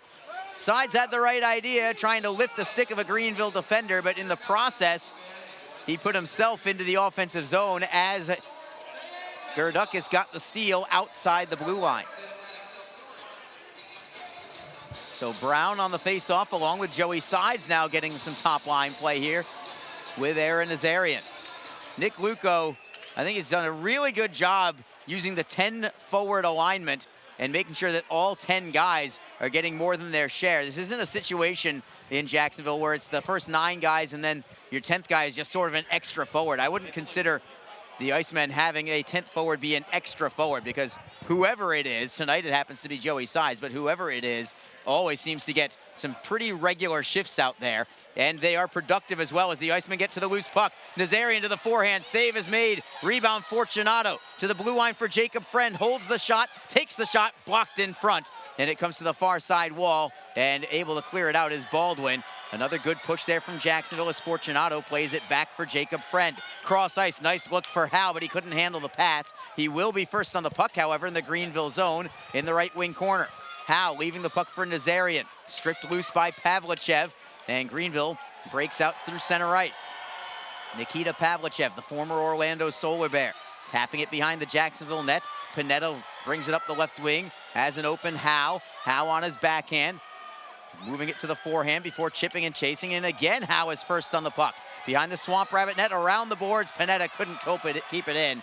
He had pinched towards the middle as it got rimmed around back towards the blue line. Still 1-0 Jacksonville, 13 minutes even to go in the second period. Craig Martin has the only goal of the game as the Swamp Rabbits get a steal at center ice, and they'll play it down low. Zach Brizola first on the puck for the Icemen. To the right wing for Martin, a clean break out of the zone for Jacksonville. Looking ahead for Lynch, can he get to the puck? He'll tap it away from one man, but covering for the Swamp Rabbits is Burnside. Poke check from the Icemen, it's a turnover. Lynch, forehand, save is made by Fitzpatrick. Rebound went off the post to the side of the net, and the Swamp Rabbits pull it away, and clearing it ahead is Burnside back into the Jacksonville zone. Again, this third line, what an excellent push there from Craig Martin along with Travis Howe and Luke Lynch. As the Icemen, what hustle there from Abbott Gerdukas to prevent an icing, and Jacksonville ends up with the puck in the offensive zone because of it. Gerdukas with Elmer. Poked free by Greenville, not cleared. It is Howarchuk with a shot towards net. That is deflected into the corner. Howarchuk gets it right back. Goal line extended. Trying to shift away from a man. He'll spin on Burnside. Howarchuk behind the net. Continues to wheel. All the way in front now. Howarchuk in the slot. Turnaround just wide. Comes off the end boards. Howarchuk again. Centering feed. Right through the goal mouth. Nobody home. And the Swamp Rabbits now in transition. Maybe with a 2-on-1. They are onside, but the back check from Jacksonville. Abbott Gerdukas, what a tremendous defensive play on the back check reader. Yeah, two hustle plays, one to negate an icing, that time on the back check to save a 2-on-1 for Greenville. So a great shift there from the Icemen, both offensively and defensively from Abbott Gerdukas as the Swamp Rabbits get a centering pass deflected by the Icemen. Evingson looks to clear. Howarchuk, who has had a long shift, cannot clear it out yet. Cap at the blue line. Left wing point, he'll play it down low. Evingson cannot get the handle. It is Cameron into the high slot, poked away by Howarchuk. He'll find Elmer. Elmer to the left wing for Gerdukas, onside with Howarchuk. It is Howarchuk trying to center, couldn't do it. It was held up well by Jaswal, and the Swamp Rabbits get it to center ice. And now we've got Howarchuk and Jaswal, and they're gonna go. They've dropped the gloves. Jaswal with a right hand. Howarchuk trying to come back. Now it's Howarchuk who gets the right hand away. Howarchuk gets a good right hand and takes Jaswal to his knees as the linesmen come in and separate. And Howarchuk tosses his lid to the ice. He has to be gassed. That was a long shift for Howarchuk. I mean, he was out there forever, and then he's got to drop the gloves and go toe-to-toe. It didn't last long. I don't think he had much more in the tank, but gave it a good go there. Just going to show you the little Tasmanian devil spinning around out there, getting things done, this time chucking the knuckles for a little bit. He is a whirling dervish and then some, big-time fan favorite, and why not after that tilt? 1-0 Jacksonville, 10:52 to go in the second period. This is Jacksonville Icemen hockey. Don't forget, this game is being streamed live around the world today. Go to flowhockey.tv to catch all of the Iceman action and archived footage of the event. Flow Hockey is the live streaming home for the Icemen. Get the Flow Sports iOS and Android apps to watch the event live and on the go. Upgrade to a pro subscription and you can gain access to premium content on all Flow Sports sites. This includes more than 1,000 live events, original documentaries, exclusive training, and technique videos, and much more. Follow Flow Hockey on Twitter, Facebook, Instagram, and YouTube to get the latest news and updates from the Icemen and other upcoming Flow Hockey events. Flowhockey.tv, the new streaming home of the Jacksonville Icemen and the ECHL. Best Bet Jacksonville and Orange Park are open and excited to bring you the best in poker. Simulcast wagering, cocktails, sushi, and more. Visit bestbetjacks.com for more information. Best Bet. Experience the best. Along with Alex Reed, Arlie Johnson with you. What a game this has been. The Icemen looking for 4 straight victories tonight. It would also be 10 wins in the last 12 contests with a win. It would also be 8 of the last 9 at home. They do have the 1-0 lead in a nip and tuck affair. Craig Martin has the only goal of the contest thus far for Jacksonville. It's Vlad Mikulchuk trying a self-pass up ahead. Knocked it free, got it into the Greenville zone, but the Swamp Rabbits come right back in transition. Bryce Reddick leads the charge. Drop pass for Cameron. Threw it right through the slot, but there was nobody there. Pavlichev works it to the blue line for McKernan. McKernan plays it down deep. Comes around the end boards to the near side boards. Frederick Laterno against Jacob Friend. Friend wins that battle, and Jacksonville ends up with it behind their own net. Fortunato, however, double teamed, and the Swamp Rabbits get a steal. Turnaround shot. Williams there to deny. It's moved into the near side boards by Jacksonville, but not cleared yet. Pressure here from the Swamp Rabbits. Cuglietta with a shot. Glove save made by Williams from a sharp angle, and he'll take the face-off to his right. And Charles Williams continues to look very sharp with 9:56 to go in period number 2.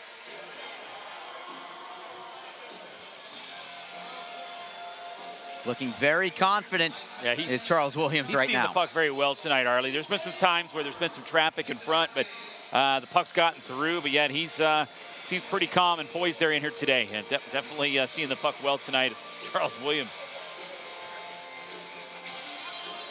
Anthony Rinaldi, I thought, got into the circle a little early. I was waiting for Cuglietta to get waved out of the draw, but that did not happen. We've actually seen very little of that all year long for anybody. Maybe they're just kind of letting it go a little bit more. I'm not sure. Icemen do win the draw. They'll play it back into the Greenville end, but it's going to be icing, and we'll come right back into Jacksonville's zone. Jacksonville getting outshot 17-14. Icemen looking to pad their lead. Still very tenuous at 1-0.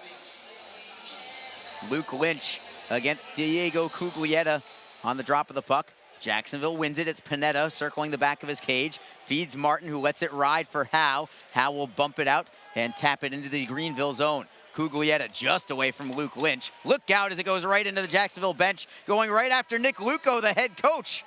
I think he got a piece of that one. Luco tosses it into the second row for a souvenir, and I'm glad everybody is okay there. That could have been dangerous as we go to break. 9:33 to go in the second period. It remains Jacksonville 1, Greenville 0. This is Jacksonville Icemen hockey. The 2022 Warrior ECHL All-Star Classic is coming to Jacksonville. Join us for this fun, multi-day hockey celebration and watch your Jacksonville Icemen take on the Stars of tomorrow. The fun begins on Sunday, January 16th with the Fan Fest presented by Hodges Mazda.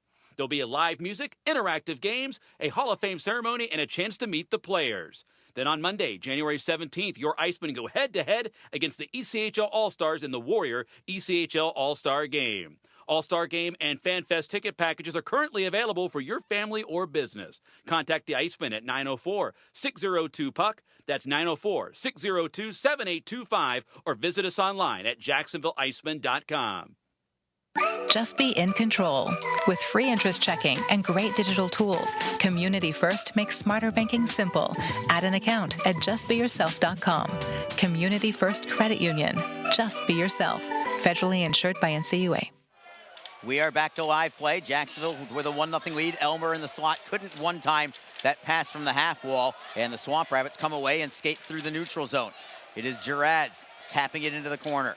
Colliding there, Rinaldi and Berzola, one for each team. The Icemen clear it up the boards, but not out yet. Ethan Kapp will poke it behind the net. Berzola tries to wrap it around the far side. It comes to the line where it's held in by Gerads. Wrist shot is blocked in front, never reached the net. Berzola, nice job to sweep it against the boards and knock it away from the slot.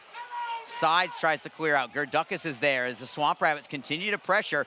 They are battling tonight, no question about it. An undermanned Greenville Swamp Rabbit team tonight, but they are playing hard and grinding with the best of them. Jacksonville finally pulls it away. They'll flip it up the left wing for Joey Sides, getting into the zone, leaving the puck for Elmer. Elmer behind the Greenville net, turns and fires it in front. Sides forehand. What a save made by Fitzpatrick. What a pass that was from Jake Elmer. Elmer was circling the back of the net, and you thought that everybody thought that Jake Elmer was just going to continue around the back of the net, but he threw it behind his back and went against the grain with that pass and put it right on the tape of Joey Sides. Yeah, Fitzpatrick, a great goaltender as well. He's had some big games against Jacksonville this year, and he's made a lot of clutch saves. The Icemen have set up some grade A chances against him, even up in the games in Greenville, and he shut the door on them many times and keeps it a one-goal game there without question, Harley. Kyle McKenzie falls down awkwardly in the offensive zone, but he did keep the puck in the process. Greenville tries to clear it again. They do get it to center ice. Loose there, and the Icemen take possession.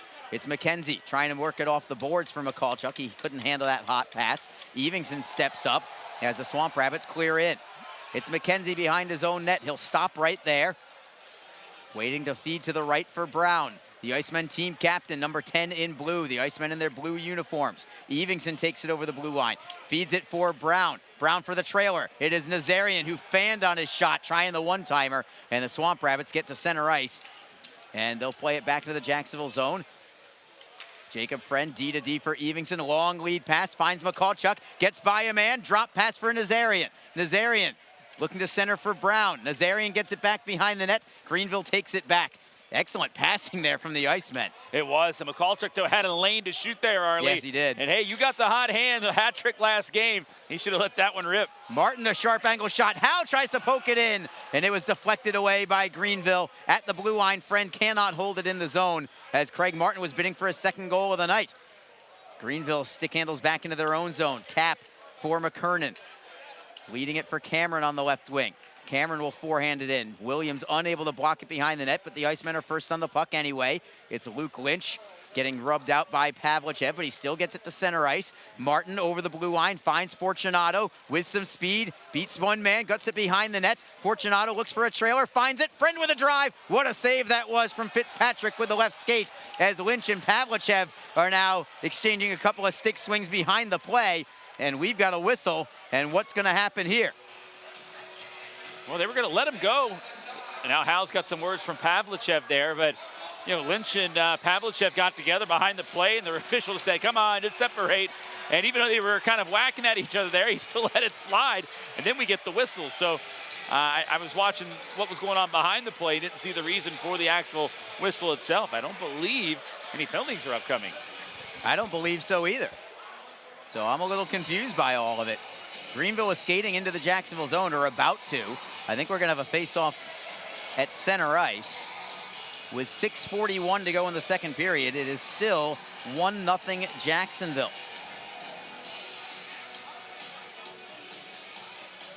Abbott Gerdukas with Joey Sides and Jake Elmer, the forward line. Greenville the puck at center. It is Baldwin for Gerads. He will forehand in. Williams lost the handle, centering feed. It comes away for Jacksonville. Joey Sides tried to handle a puck out of midair. Foot race for the puck. And Greenville, some good speed there from Josh Burnside for an icing call. As Charles Williams created his own problems there behind the net. He over stick handled the puck. Greenville got the steal behind the net. They threw it right into the slot with an open net, but there was nobody there for the Swamp Rabbits to collect. You know, he got caught on that a few games ago as well. And it did cost him a goal that time. And it did, yeah. So he just needs to tighten that up. You know, you're playing well. You don't want to. I mean, he's playing so well. You don't want a situation like that to wreck your game there. And he's just trying to make a play, keep things moving there. And you know, when goaltenders can do that effectively, it really is a very beneficial thing for any team to be able to have that element. But you know, right now though, that was a situation where he'd like to have that one back. Another wraparound attempt from Greenville. Pavlichev, that was denied by Williams. Another strong save from Jacksonville's netminder tonight, wearing the number 1 as per usual. Greenville plays it back into the Jacksonville zone, but this is going to be an icing call against Jacksonville. And this is really almost not really playoff intensity, I would say, but it is a playoff style of game where neither team really wants to make the mistake in the defensive zone right now. Certainly Jacksonville doesn't want to with that 1-0 advantage. They just want to make sure that they are playing strong, mistake-free hockey, make good hockey decisions, and hopefully good things happen from there. Yeah, and that's what they need to continue to do here. I mean, your goaltender's playing well. You've got the lead here. You're playing, for the most part, pretty defensively here. A little bit better in the second period. They've only allowed 5 shots, where in the first period they allowed 13. So still 6 minutes to go. We'll see. But you're right. Neither team wants to make that mistake. Both teams recognize how tight this game really is. Greenville clears the puck out to center. The Icemen right back. Evenson, what a feed. Right side it is Brown from the circle. Wrist shot deflected out of play by Ethan Kapp, as Brown just took an extra half stride or so, and that cost him the shot on goal. We will go to break with 5:42 to go in the second period. It remains Jacksonville 1, Greenville 0. This is Jacksonville Icemen hockey. Fans, when you're feeling the freeze, you can grab your Icemen gear at the Icemen Team Shop. Just visit jacksonvilleicemen.com/merch to visit our online store. You can purchase Icemen team jerseys, t-shirts, hats, pucks, kids gear, and much more. If you're at the game, you can also stop by our merchandise kiosk located in the arena concourse. If you're located out of town but want to show your support for the Icemen from afar, shipping options are available. So visit jacksonvilleicemen.com/merch to get your Icemen swag today. Just be confident. Community First makes smarter banking simple so you can relax, knowing you're managing your money the right way, yours. Visit justbeyourself.com. Community First Credit Union. Just be yourself. Federally insured by NCUA. 1-0 Jacksonville. A defensive struggle tonight for both teams, but good hockey just the same. I like the way this game is being played from both clubs. Face-off is in the Swamp Rabbit end. Jacksonville trying to pad their 1-0 advantage. You get the feeling that a 2-goal lead in this kind of game could really be a big one. And the Icemen do win the face-off. Center point, Rister deflects just wide on the play, comes off the end boards. Brown tried to get a piece of it. Greenville takes it away as Evingson's shot was up high and nearly deflected into the net. Icemen look for the steal, and they've got it. It is Aaron Nazarian in the right wing corner, keeping it in the offensive zone. Nazarian behind the net, looks for a man to feed to, goes all the way to the blue line. It is Evingson. Rister in a screen, goes wide, comes off the end boards for Brown, and the Icemen continue to pressure. Brown centering pass, looking for it is Nazarian, gets to the forehand, and it's deflected out of play. I'm not sure if McKernan got it or if the goaltender Fitzpatrick got it, but what a shift that was from the line of Christopher Brown, Aaron Nazarian, and Vlad Mikulchuk. Yeah, I think every one of them had an opportunity right there. Brown setting up Nazarian there at the end. A good hustle by Nazarian to get to the puck, grab it, and turn around and get that last shot off there.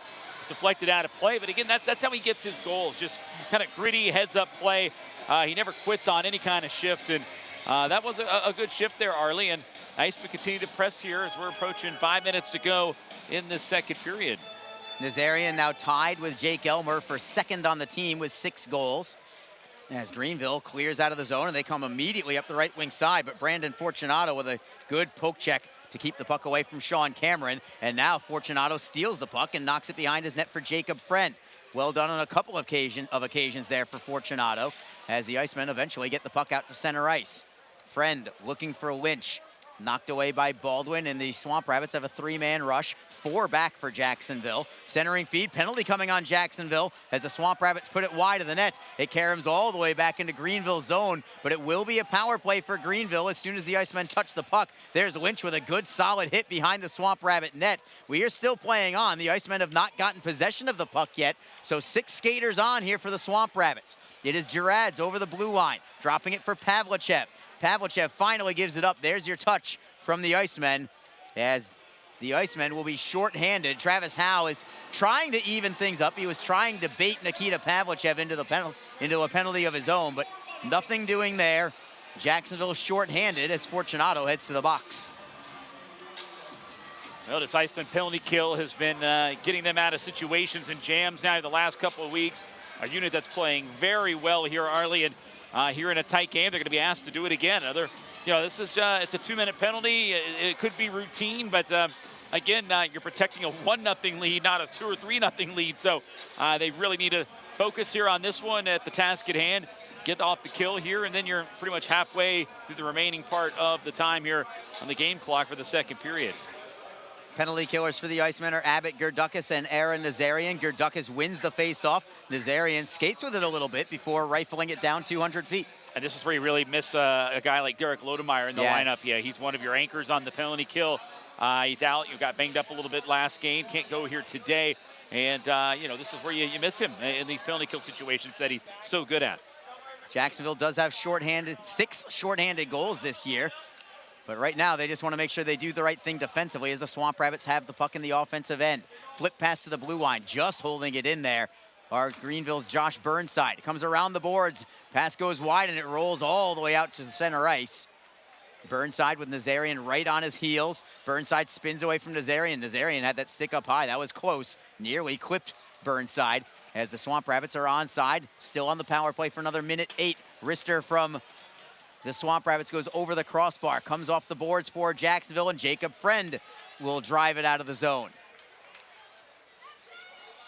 Burnside for Pavlichev in the neutral zone, dropping it for Jackson Leaf, getting some power play time.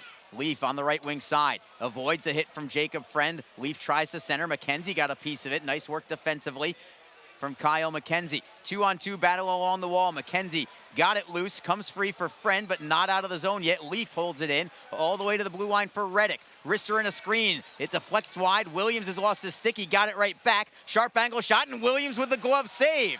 Fumbling for his stick with his right hand, catching the puck with his left hand. And a high degree of difficulty there for Charles Williams as he keeps this one at 1-0. A little multitasking there in the crease while down there for Williams. But you know, we talked about it. He's seeing the puck well from all areas tonight, Arlie, and there from close range while fumbling with the stick there, still able to make a clean save here and keep the puck out of the net here. 29 seconds to go here on that penalty to Fortunato. Swamp Rabbits win this face-off. They still have time. As you said, Foreman, top of the right circle, closes to the half wall. Feeds it back to the blue line for Reddick. Reddick with Craig Martin on him. Foreman now again at the half wall, being pressured by Berzola. Centering feed was right through the top of the blue paint. Nobody home. It comes off the end boards. Greenville gives it up briefly behind the net.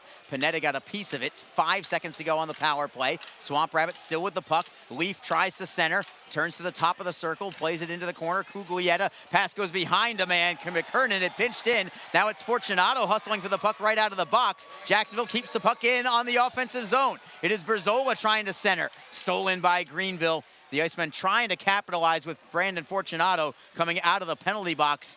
Couldn't get the puck free for an offensive scoring chance, unfortunately, but the Icemen have killed off another penalty as the Icemen try to clear out of the zone. Can't do it yet. Shot on towards goal is blocked, and the Icemen pull away. It is Zach Berzola. Stick handling to center ice. He'll curl back into his own end, giving himself some more time and space. D to D for Panetta. Off the wall for Howarchuk, who will deflect it into the Swamp Rabbit zone. 90 seconds to go in period number 2. It remains 1-0 Jacksonville. Craig Martin has the only goal of the game in the first period. Greenville plays it in deep. Evingson leaves the puck for Joey Sides on his backhand. Gerdukis tapping it loose for McKenzie. McKenzie looking to just clear it out. He couldn't do it. Held in by Pavlichev. Evingson will try again for McKenzie into the left wing corner. McKenzie just flips it into the air. Bouncing puck will be taken over by Burnside for the Swamp Rabbits. Now with exactly 1 minute to go in the second. Burnside takes the puck behind his own net. He'll stop there. Indirect feed for Cameron at center ice. McKenzie steps up and makes a great play. Kyle McKenzie, I think, has had a very strong game tonight for the Icemen. Evingson with a lead pass. Gerdukis, did he get a piece of it? They say no. Icing will be called because of it against Jacksonville. 42.8 seconds to go in the period. Coming up in the break, we'll have your ECHL Plays of the Week. You do not want to miss it with David Fine of the Iowa Heartlanders. Yeah, so there's that. Finer? Couldn't think of a finer person. Oh, that's pretty good. To host this week's Plays of the Week. David Fine. He's great. I'll tell you, I'm sure it's going to be very entertaining. If I know him well, he's got a great personality. And it'd be interesting. I'm interested to hear it. Jacob Friend lowers the boom on Quinn Foreman as the Icemen get the puck at their own blue line. 23 seconds to go in the period. Swamp Rabbits tap it back in. It's Croy Evingson on the puck for Jacksonville.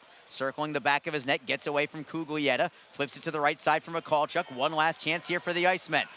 McCallchuk with a wrister right over the crossbar, did not miss by much. Friend at the left point throws it towards goal. It is well wide, 4 seconds to go. Fortunato, can he get a drop pass? Yes, he does. Brown with a drive. It would have counted. And a great save made by Fitzpatrick. What a feed that was from Brandon Fortunato. Christopher Brown with 1 second left nearly put the Icemen on top by a pair at the gun. It definitely would have counted, and Fitzpatrick makes a big save. Yeah, that would have been a major spark and a major difference in this game here, Arlie, at the close of the second period. If that one goes in, it changes the entire complexity, the entire dynamic. But for now, things kind of remain the same. Neither team wanted to make a mistake. I thought the Icemen in that period did a much better job tightening up there defensively because they only allowed 7 shots in that period. So definitely an improvement from 13. So they cut the shots in half and did the job there, trying to get a couple more opportunities. But when they did have their grade A opportunities, they were, the door was shut there by Fitzpatrick. So a good period. It's a well-played game by both teams. It is. And if you're the Icemen, just continue to do what you're doing. Play smart, simple hockey. And for the Icemen, hopefully you can get a little bit of separation with another goal. But so far, so good. We're through 40 minutes, and the Icemen still leading. Well, the goals have been tough to come by tonight, but at least the Icemen have the one, and so far, that is enough. Craig Martin has the only tally, his 9th of the year, set up by Brandon Fortunato and Travis Howe at 12:52 of the first period. That has been it so far as we go into the break after 2 periods of play. We'll return in a couple of minutes. Again, your plays of the week coming up on the opposite side. This is Jacksonville Icemen hockey. Tonight's game is brought to you by the ECHL, celebrating its 34th season of affordable family entertainment.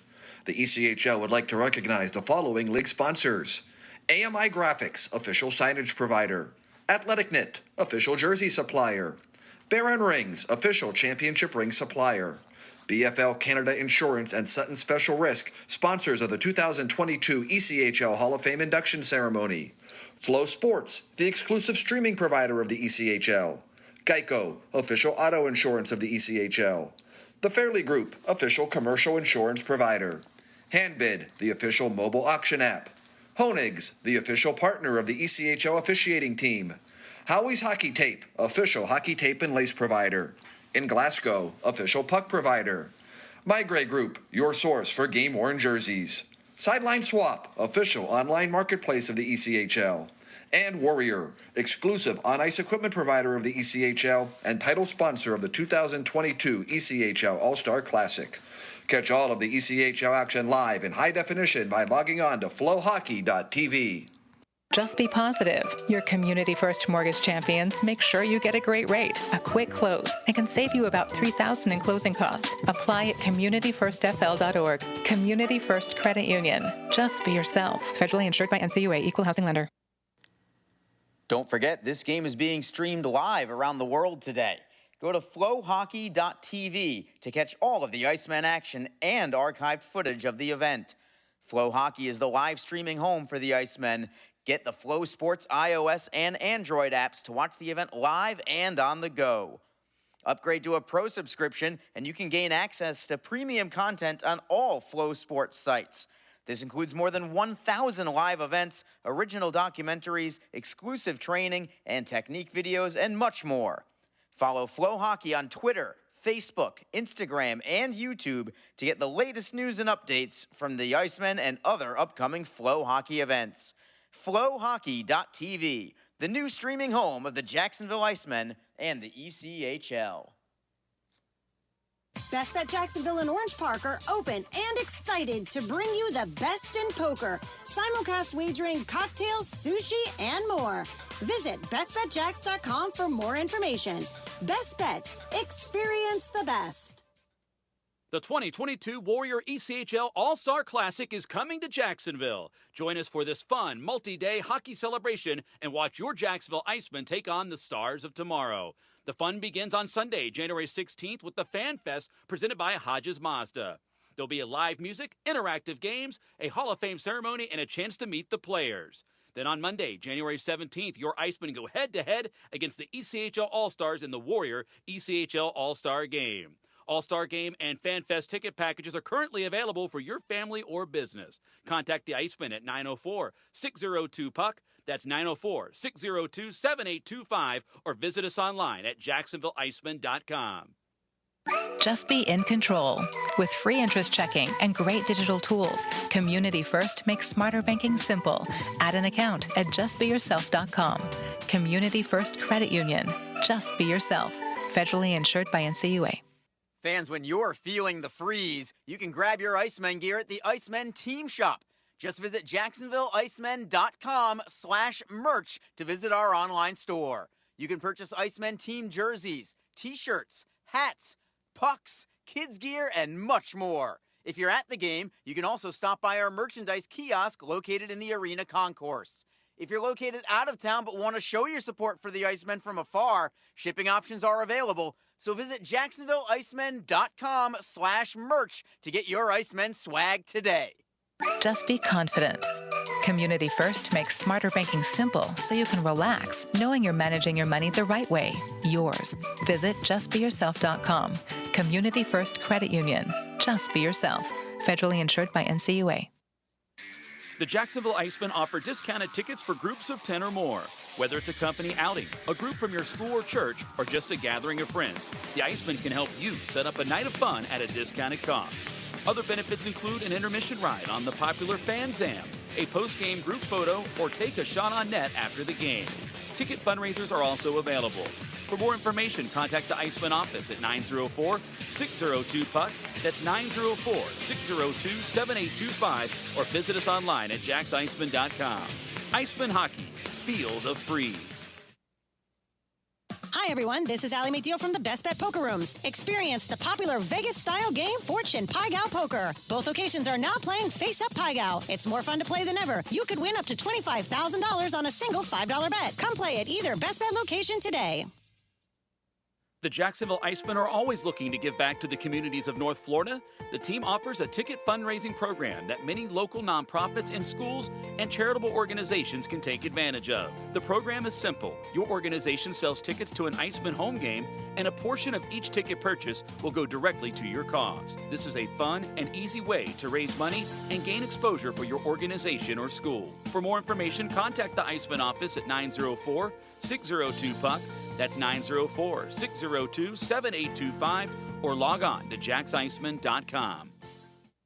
From across America's premier AA hockey league, this is the ECHL Plays of the Week. High slot, slap shot, off the glove, and in! Now for the net, he scores! He'll slip back out to the blue line, shot, score! Rodney scores! Let's rewrite the record book! It's a hat trick. He skates in over the line, Deeks shoots, in the slot, shot, save, game is over! Here with your ECHL Plays of the Week. This is voice of the Iowa Heartlanders, David Fine. Let's relive the best from the Premier AA Hockey League and get this thing kicked off in Rapid City, where Friday in the Wrapper, the league's assist leader, Logan Nelson, left a drop pass for Alec Butcher, who buried this backhander. Puck goes active neutral zone. On it is Nelson. Logan Nelson in. Drop pass for Butcher to the backhand. Score! Alec Butcher, a beauty. Off the feed from Logan Nelson. Butcher carries it to his backhand and flips a backhander in. Pass to Neil Chechelev with 15-11 to go in the first period. It's 1-0. Butcher's goal started an avalanche for Rapid City. They scored a season-high 7 goals on Kansas City and earned the first of back-to-back wins over the Mavs. Brian Gardner on the call for the Rush Broadcast Network. The Idaho Steelheads finished their weekend against the South Carolina Stingrays with the Teddy Bear Toss for Tots night, and it didn't take long. The first shift, the fur was flying. With the call, here's Colin Shuck on Sparklight TV. Don't expect the Steelheads to let up, especially with that Teddy Bear Toss goal looming. Mac Tugnut fees, Probavessa's shot, oh, and scores! 44 seconds in, Probavessa's from the blue line. It's 1-0 Steelheads, and Boise, whip out your Teddies! The The Steelheads and the Boise community showed more than 8,200 teddies to donate to kids in need, a new team record for the 5th straight year. Cam Hossinger registered a hat-trick goal last week against Cincinnati. Flame, there's Smith, angles a pass, Hossinger, wrist shot, score!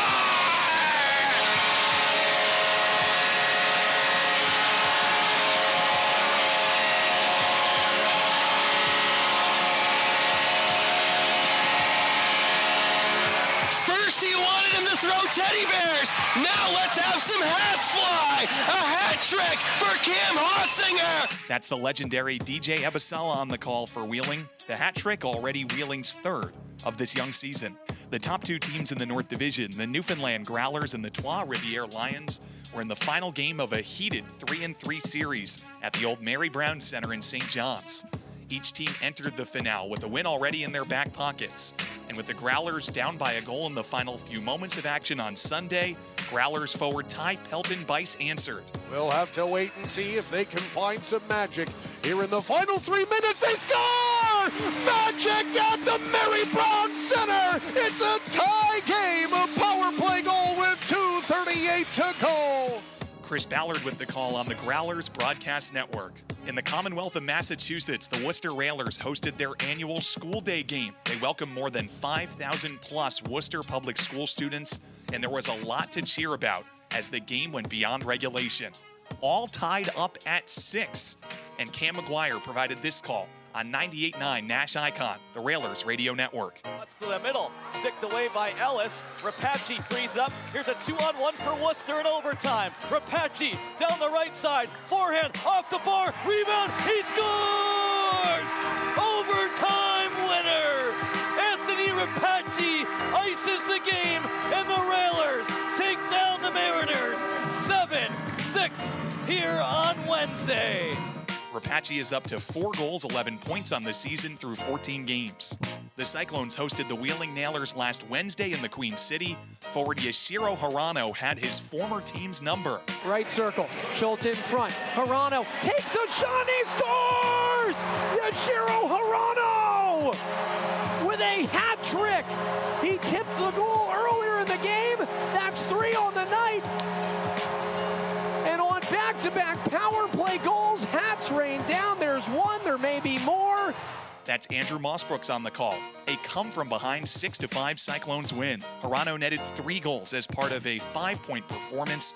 He's the 2nd ever Japanese-born player to record a hat trick in the ECHL, and Harano won in Glasgow ECHL Player of the Week. Portland, Maine is quickly becoming hat trick city after Mariners forward Nick Master turned in already the 4th home ice hat trick this season at the Cross Insurance Arena.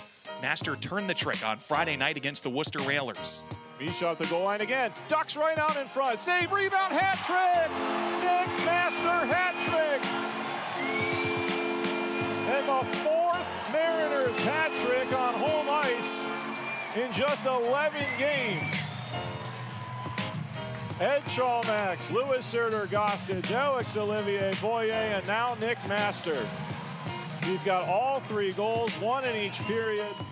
Michael Keeley with the call. On the Mariners Broadcast Network, the Mariners would need all 3 of Master's 3 tallies. They held on for a 3-2 win against their closest geographical foe in Worcester. And finally, in the land of big corn and bigger hearts, the Iowa Heartlanders hosted the Toledo Walleye in Coralville and earned back-to-back come-from-behind wins. Here was the call on Mediacom TV, Channel 22. Surrendered. Whitmore. Yuki. Score! Wow! Yuki Miura, his 2nd of the period.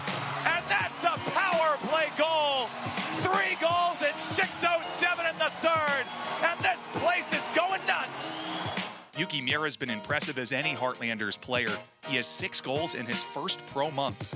From the bottom of all our hearts in the Premier AA Hockey League, wishing you, your family, and your loved ones a very happy holidays. David Vine signing off, and enjoy the hockey.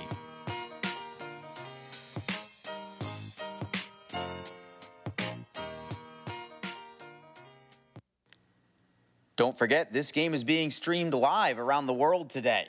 Go to flowhockey.tv to catch all of the Iceman action and archived footage of the event. Flow Hockey is the live streaming home for the Icemen. Get the Flow Sports iOS and Android apps to watch the event live and on the go.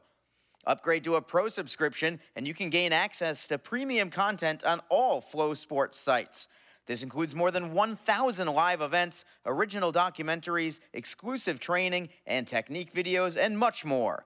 Follow Flow Hockey on Twitter, Facebook, Instagram, and YouTube to get the latest news and updates from the Icemen and other upcoming Flow Hockey events. FlowHockey.tv, the new streaming home of the Jacksonville Icemen and the ECHL. Best Bet Jacksonville and Orange Park are open and excited to bring you the best in poker, simulcast wagering, cocktails, sushi, and more. Visit bestbetjacks.com for more information.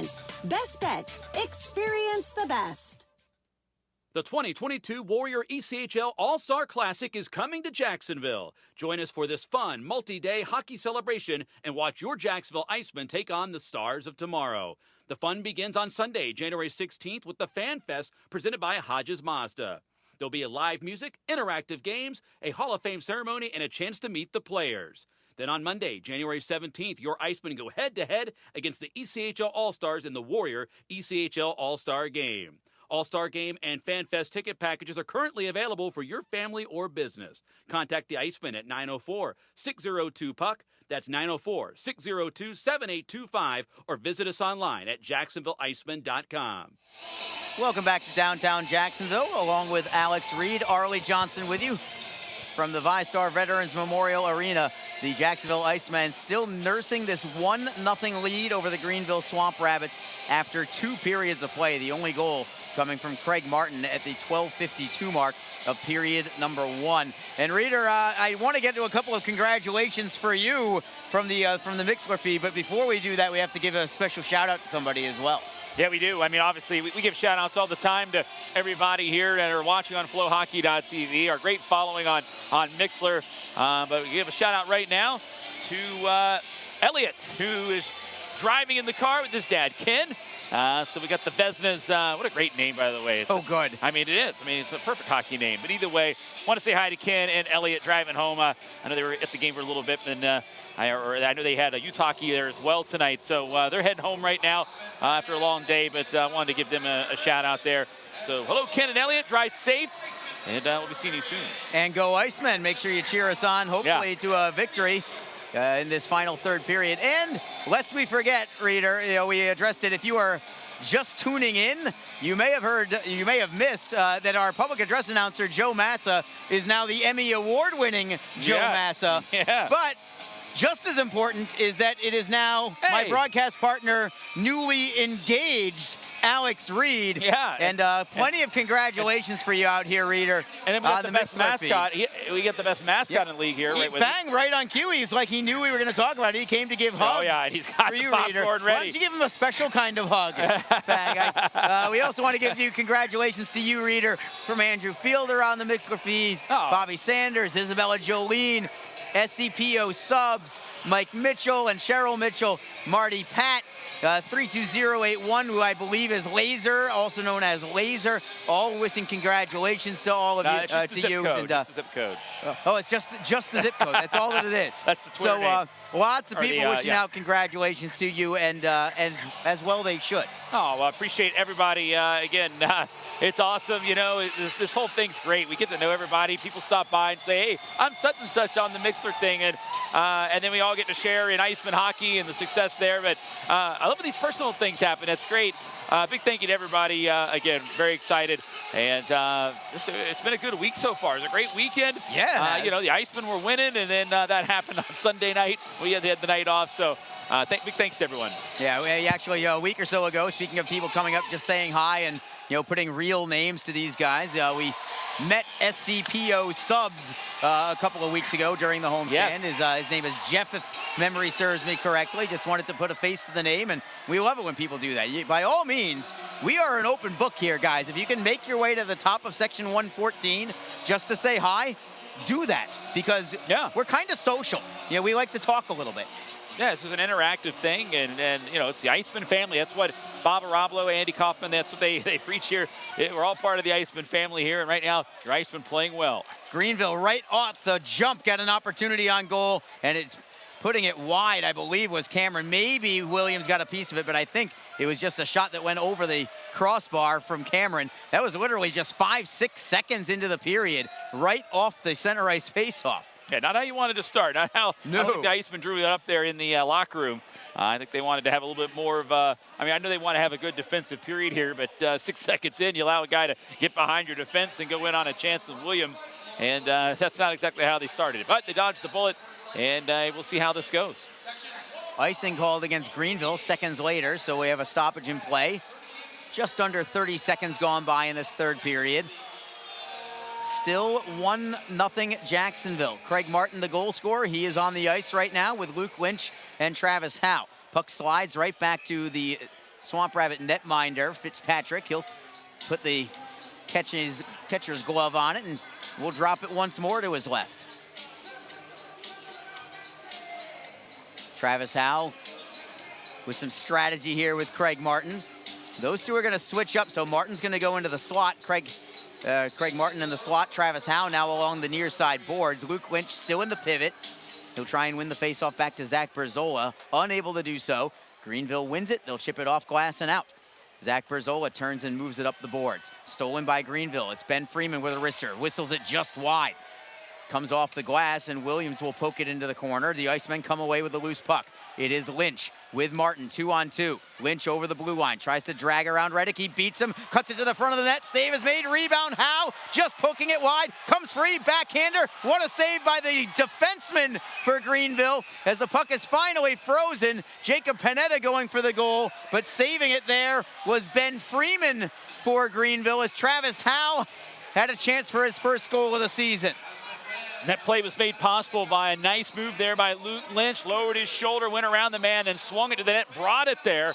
And that's when the scrum in front of the net with sticks jousting away, trying to knock that one home. It was close, Arlie, but Fitzpatrick was down, and he wasn't going to let that one through. The referee even stood on the back of the net there, was looking down. He had a good angle to see if that puck did cross the line. But he let it go for a while because Fitzpatrick, while he kept it out, he didn't have control of it, and the referee knew that. But, oh, it was right there.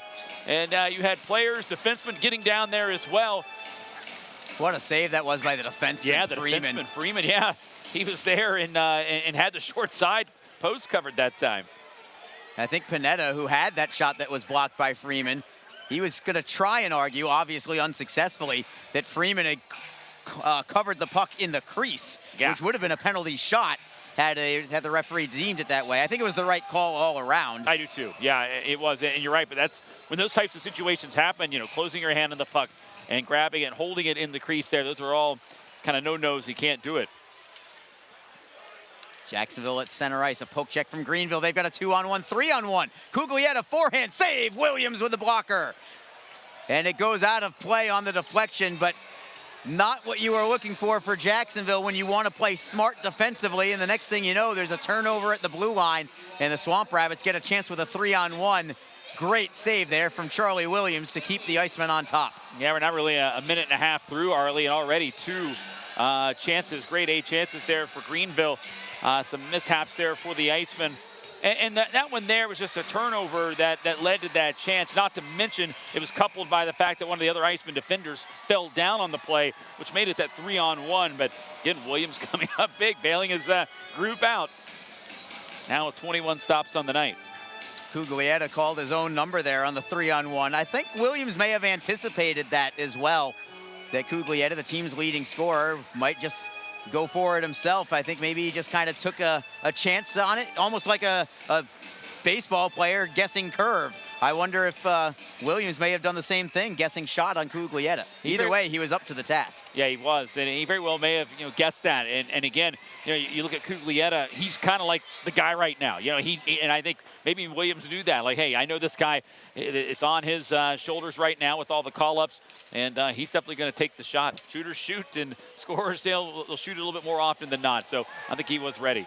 Jacob Friend is double teamed. He cannot get the puck out of the zone. McKernan at the left point. Rister is deflected into the corner by McCallchuck. Swamp Rabbits are playing strong here in this third period, looking for the equalizer. Jacksonville trying to keep things on top. Looking to clear is Fortunato. Mikulchuk got a piece of it. Back for Fortunato. Stick handles away. Great speed from Fortunato. We'll start a 3-on-2. Flipping it to the left, it is Nazarian. Throws it in front. It is deflected over the crossbar and all the way back to the blue line. And Greenville now with a two-man rush. Long wrist shot blocked by Williams. He'll leave the puck for Zach Berzola as each team gets a line change. Still 1-0 Icemen. Travis Howe deflects behind the Swamp Rabbit net. Bryce Reddick beats Luke Lynch to the puck. He'll chip it off glass and out. Loose in the neutral zone. Greenville comes away with it. Letourneau for Pavlichev. Right side. Backhander on net. Save is made by Williams again. Rebound not cleared out yet. Swamp Rabbits hold it in. Letourneau with a centering feed. Howe is there on a deflection and the Icemen skate away. But Jacksonville is giving up more chances on the defensive end. Greenville knocking on the door. Down by 1. Swamp Rabbits have it in their own zone. It is Pavlichev. Just got it away from the glove of Zach Berzola. Berzola got a piece of it with the tip of his finger, and the Icemen are going to be called for a hand pass in that situation because of it, with 17:08 to go in the third period. Quick update in the other South Division scores. The Florida Everblades and Atlanta Gladiators remain scoreless, so goals hard to come by here, but they're even tougher in Estero tonight. 0-0, 4 minutes to go in the second period of that game. The Norfolk Admirals were down 3-0. They had closed the gap to 3-2, but Wheeling has regained a 2-goal cushion. It is now 4-2 Nailers. That's after 2 periods of play. Norfolk comes into that game already having lost 3 games in a row, all of them to the Florida Everblades, as Jacksonville skates through center ice. Gerdukas, left wing circle, tries to beat a double team. He got a centering feed away, but it was behind Joey Sides. Jacksonville gets it right back. Sides to the forehand. Save is made. Rebound into the near side corner, and the Icemen hold it in again. Shot deflects on net. What a save by Fitzpatrick. Sides behind the net. Keeps the play moving. Sides hooked on the play. Penalty coming on Greenville. Delayed call. Jacksonville still with possession. It is Evingson. Shot towards goal. Save is made. Rebound out of play. Joey Sides, a one-man wrecking crew on that shift. Nearly put the Icemen on top by 2, then drew the penalty. And Jacksonville now will have this power play to try and pad this lead. Joey Sides has done that here in the last few games. He's drawn some penalties with his elusiveness, and he's kind of shifty, you know, Arlie, and he can really turn on the Jets. I mean, don't tell this guy, he's 35 years old. He certainly doesn't look it out there at times, and he's drawn his opponents into penalties just because of that the quickness that he displays in those situations. And right there, just you drew the hook, and now the Icemen heading up on the power play. Brown, Gerdukas, and Nazarian up front. This line has played much better as of late, and they've gotten some production to show for it as well. Wouldn't be a better time than right now to continue that production from this line. Brandon Fortunato, who has an assist tonight, along with Luke Lynch. Greenville wins the faceoff, however, and they do clear it out. They'll chip it ahead off the stick of Dean Yakura.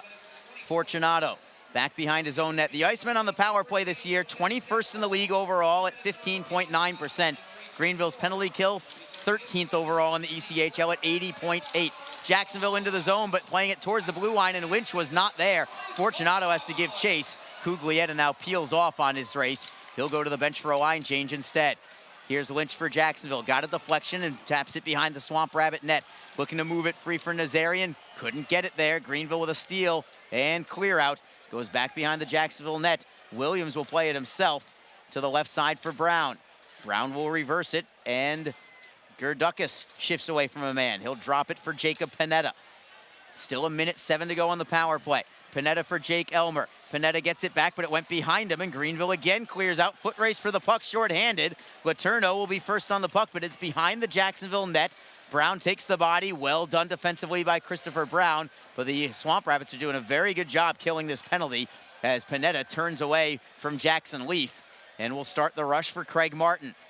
Martin has the only goal of the game. Martin is onside on the right. Craig Martin playing it into the bumper for Mikulchuk. Shot goes just wide. That puck was kind of handcuffed him right between his stick and his skates. I don't know how he even got the shot away, to be honest, as Greenville clears it away. 29 seconds to go on this man advantage. 15 minutes flat to go in the third period.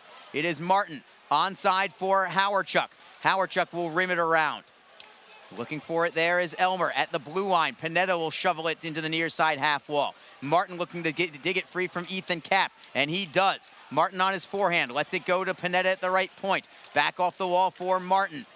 5 seconds to go on the power play. Pineda, center point. Cannot get the shot away. He'll stick handle in. Centering feed is blocked. Looking to clear out his Greenville. It was blocked. Swamp Rabbits get it back. His teams return to full strength. Each team now 0 for 2 on the power play tonight. Jacksonville still on top, 1-0. 14:21 to go in the third. Yeah, the Icemen never got anything going on that power play. Just couldn't even get set up there, Arlie. Great job by Greenville to lock down that penalty kill. They recognize how big that opportunity was and keep it a 1-goal game. It's Kevin McKernan with a long outlet pass. Deflected into the zone by Rinaldi. Greenville with a shot on net, and it is denied by Williams. Dallas Gerads had that chance. Williams standing at the top of his crease, going down butterfly, and did not allow a whole lot of space on that sharp angle shot from Gerads. Not a lot at all there, and Williams again coming up big on another good opportunity for Greenville. Greenville, without questions, had the better start in this period. They've had the majority of the quality opportunities, and even with the Icemen on the power play, they didn't get a single shot off there. So Greenville certainly coming out in this third period, asserting themselves, and you expected that, I think, just because of how close they are in this game. They've got to get the next goal. Williams, another save right off the draw from Frederick Letourneau's forehand. Jacksonville clears out to center ice this time. Joey Sides tries to tap it away. Greenville plays it right back in deep. Brandon Fortunato stops behind his net, fakes to the right, goes to the left. Fortunato accelerating through the neutral zone, plays it off the wall for Sides. It's going to be offside against Jacksonville. Travis Howe is about 15 feet into the zone as the puck crossed the line. We will go to break with 13 minutes, 39 seconds to go in the third period. The Icemen still on top, but only 1-0. This is Jacksonville Icemen hockey. The 2022 Warrior ECHL All-Star Classic is coming to Jacksonville. Join us for this fun multi-day hockey celebration and watch your Jacksonville Icemen take on the Stars of tomorrow. The fun begins on Sunday, January 16th with the Fan Fest presented by Hodges Mazda. There'll be a live music, interactive games, a Hall of Fame ceremony, and a chance to meet the players. Then on Monday, January 17th, your Icemen go head-to-head against the ECHL All-Stars in the Warrior ECHL All-Star Game. All-Star Game and Fan Fest ticket packages are currently available for your family or business. Contact the Icemen at 904-602-PUCK. That's 904-602-7825, or visit us online at jacksonvilleicemen.com. Just be in control. With free interest checking and great digital tools, Community First makes smarter banking simple. Add an account at justbeyourself.com. Community First Credit Union. Just be yourself. Federally insured by NCUA. Along with Alex Reed, Arlie Johnson with you tonight. Jacksonville Icemen hockey, as the Icemen are looking for their 4th straight win. It would be their 10th win in the last 12. It would be their 8th win in the last 9 home games. If the Icemen can hold on to this lead, it is 1-0. It is a lead, but it is a tenuous one. What a move by Lynch into the zone. He's got Howe on the left, tries to feed it to him, but it's tapped away by the back check of Anthony Rinaldi. Howe moves it to an open wing, and the Swamp Rabbits gain possession once more. What a move that was from Luke Lynch, just to give himself the chance to make that pass. As the puck goes into the Icemen zone, and there is Lynch tapping it for Howe, gives it up to Greenville. Turnaround shot, save made by Williams again. Rebound for Greenville at the blue line. It is Burnside, finds an open man at the right. Unable to collect it, however, was Freeman. Freeman couldn't get the shot on goal. Pressure from Greenville, however. Gerads with a shot. What a block that was from Jacob Friend. Getting a stick up high was Craig Martin as he skates out of the zone. He's all by himself right now. Got hit from behind by McKernan. Martin gets right back up. Tries to center. Picked off by Greenville. Remember that block from Jacob Friend as Greenville clears it out. That's going to be a delay of game against the Swamp Rabbits. And another opportunity on the power play as Burnside will go into the box. But let's go back to that block first from Jacob Friend there, Reader. That was a huge, huge play. It was big. And, of course, him in his second year right now, those are the little nuances of his game that he's been adding in. And he's a rugged player. I mean, obviously, he'll jump in front of shots anytime. But, that was a well-timed. He recognized that situation, knew he had to get there in front of it, and did. And prevented what could have been something bad there for Jacksonville. They get another crack at the power play. They didn't get anything going on the previous one, Arlie. We'll see if they can do so right now. It's not starting off to a great start here for Jacksonville as right off the draw, Howard Chuck's stick just crumples into like a folding cane there. And A bad break there to start. No pun intended. At least they didn't drop the puck. It could have cost them if they had dropped the puck. It would have, yeah. He'd have had to race back. The Icemen get the face-off. They've got a chance. Elmer with a forehand. It is blocked by Letourneau. That was also a big block from Greenville's side. So each team gets a big block on a scoring opportunity as Jake Elmer was about 30 feet away in the slot. Elmer back into the zone on the right wing side, gives it up to Letourneau, who does not clear. It is Pineda holding it in. He'll play it in deep, or attempt to. Greenville knocked it out of the air, trying to clear out. We've got a whistle. What's the play? Is it touching the puck with a high stick? Yes, it is. Yeah. I wasn't sure if Jacksonville had touched the puck to cancel that out, but I think the Icemen will take it and take an offensive zone faceoff to go with it. Yeah, I thought he hit it high, the Greenville player on the boards near side, and then they did touch it up there. I was wondering if they're going to blow it. They did, so the faceoff here in the offensive zone. Quick update from Florida. The Atlanta Gladiators have just taken a 1-0 lead late in the second period. Cody Sylvester with the goal. And they are now in the locker room after 2 periods of play. It's Atlanta 1, Florida 0. If that score holds, and if this score here holds, the Icemen will be all alone in first place by the end of the night. A lot of hockey left in both arenas, of course. Icemen with the puck at their own blue line. Plenty of time on the power play. Craig Martin takes it into the zone. McKernan tries to clear it out. He can't. It is Pineda to the left side. Howarchuk, snapshot, goes just wide, and it caroms all the way out into the Jacksonville zone. Williams stick handling or skating way out of his crease to leave the puck there for Jacob Pineda. Halfway through this power play now. The Icemen looking for a critical insurance goal. It is Brown for Gerdukas, clearing it in. Reddick is first on the puck, bouncing puck on a deflection. Brown tries to get it in shooting position. He'll knock it to the blue line for Fortunato, and the Icemen set up. Gerdukas playing it behind the net for Nazarian. Nazarian lost the puck. Greenville looks to clear. It's Brown with a forehand. What a save by Fitzpatrick, going against the grain on a deflection. The Icemen unable to keep it in, and it's Greenville one-on-one shorthanded. Letourneau against Fortunato. Fortunato takes him right in behind the net. Well done defensively, not allowing anything for Letourneau there. As the Swamp Rabbits get it back in their own zone, they're going to kill off some more time on this power play for the Icemen. Ethan Kapp playing it behind the Jacksonville net. 12 seconds to go on the power play. What a save that was from Fitzpatrick. He has been just as good as Williams, but Williams has been one save better tonight.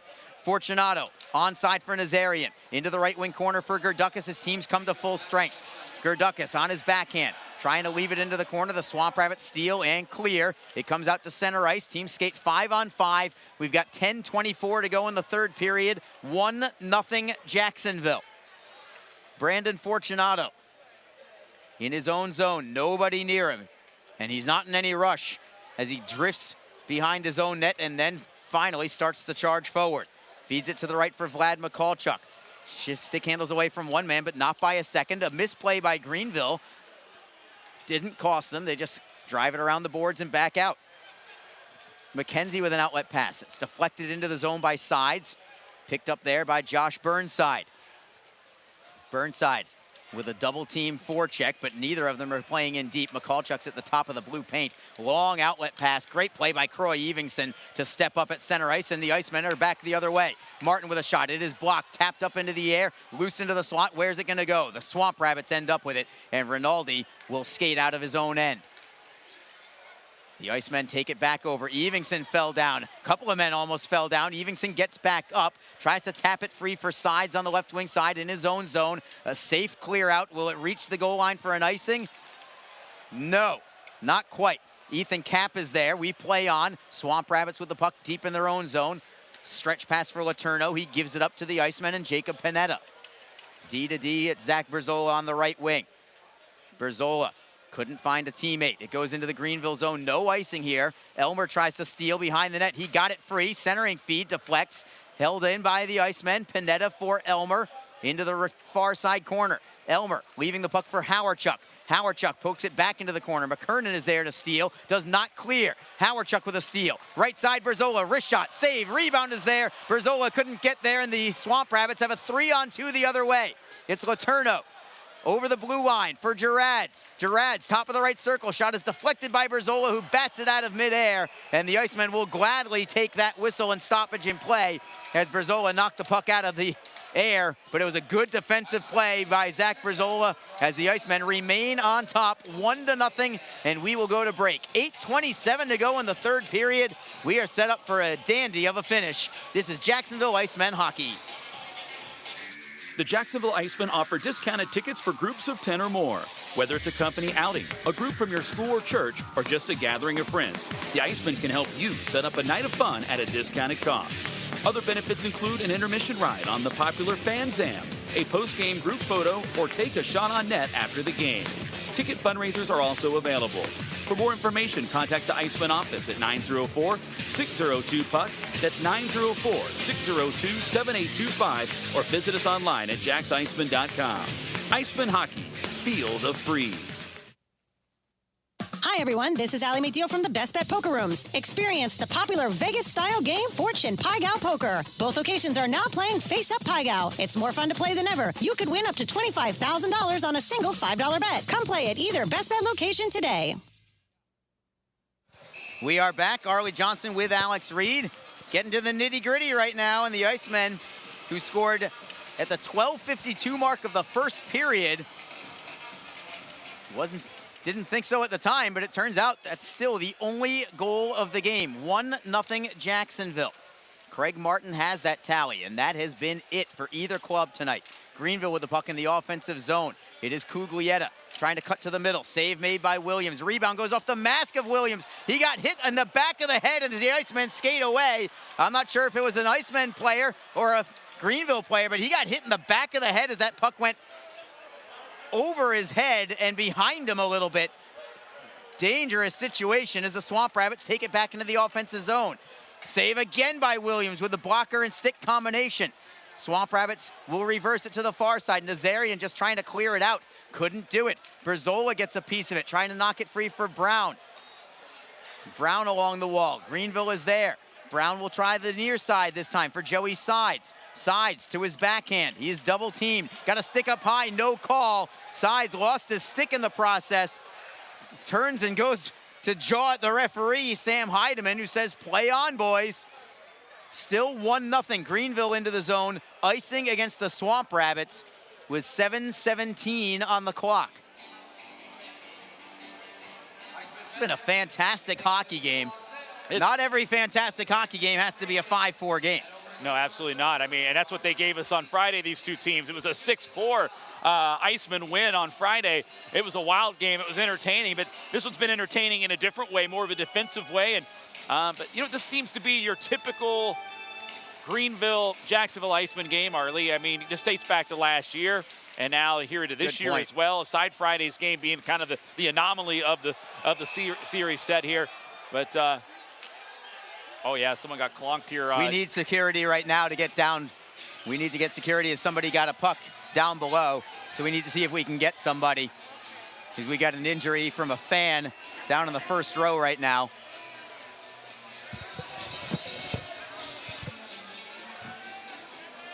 So they're bringing the medics right now.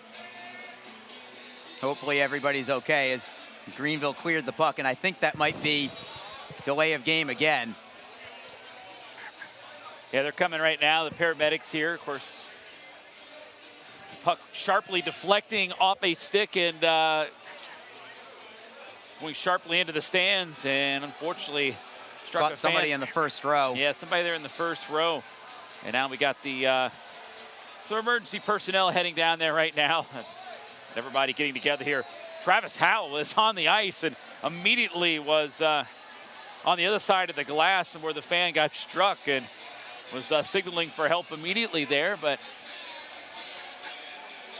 looks like we're okay. They're putting pressure to him. He seems like he's okay. Yeah. Lost in the process, by the way. That was another delay of game on Greenville. It's another power play for the Icemen, as Greenville is kind of shooting themselves in the foot a little bit here and really giving the Icemen some chances here.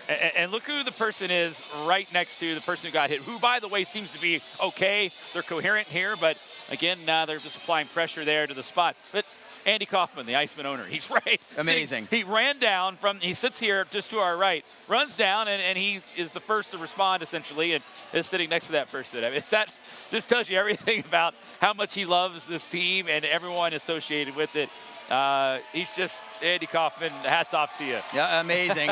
And get a big round of applause from the fans as well for the gentleman who was hit by the puck. And I'll tell you, if that doesn't tell you how Andy Kaufman and Bob Arablo and the entire Icemen staff feel about the fans and everybody in the city of Jacksonville, that is the Icemen family personified. Yep. Everybody is a piece of the family. And we've got the gentleman coming right up by us. And hopefully everything is okay as the Icemen are on the power play right now.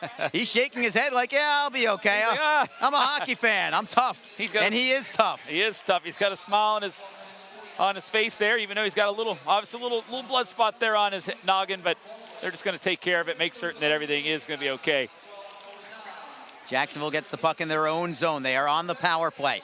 This is their third power play of the period, trying to get some cushion on this 1-0 lead. They've certainly been given a lot of opportunities from Greenville as the Icemen have a chance here. Lynch for Fortunato behind the Greenville net. The defenseman is playing in deep. He'll chip it for Gerducka. Seam pass blocked by Greenville and cleared away by Letourneau. It will go the length of the ice.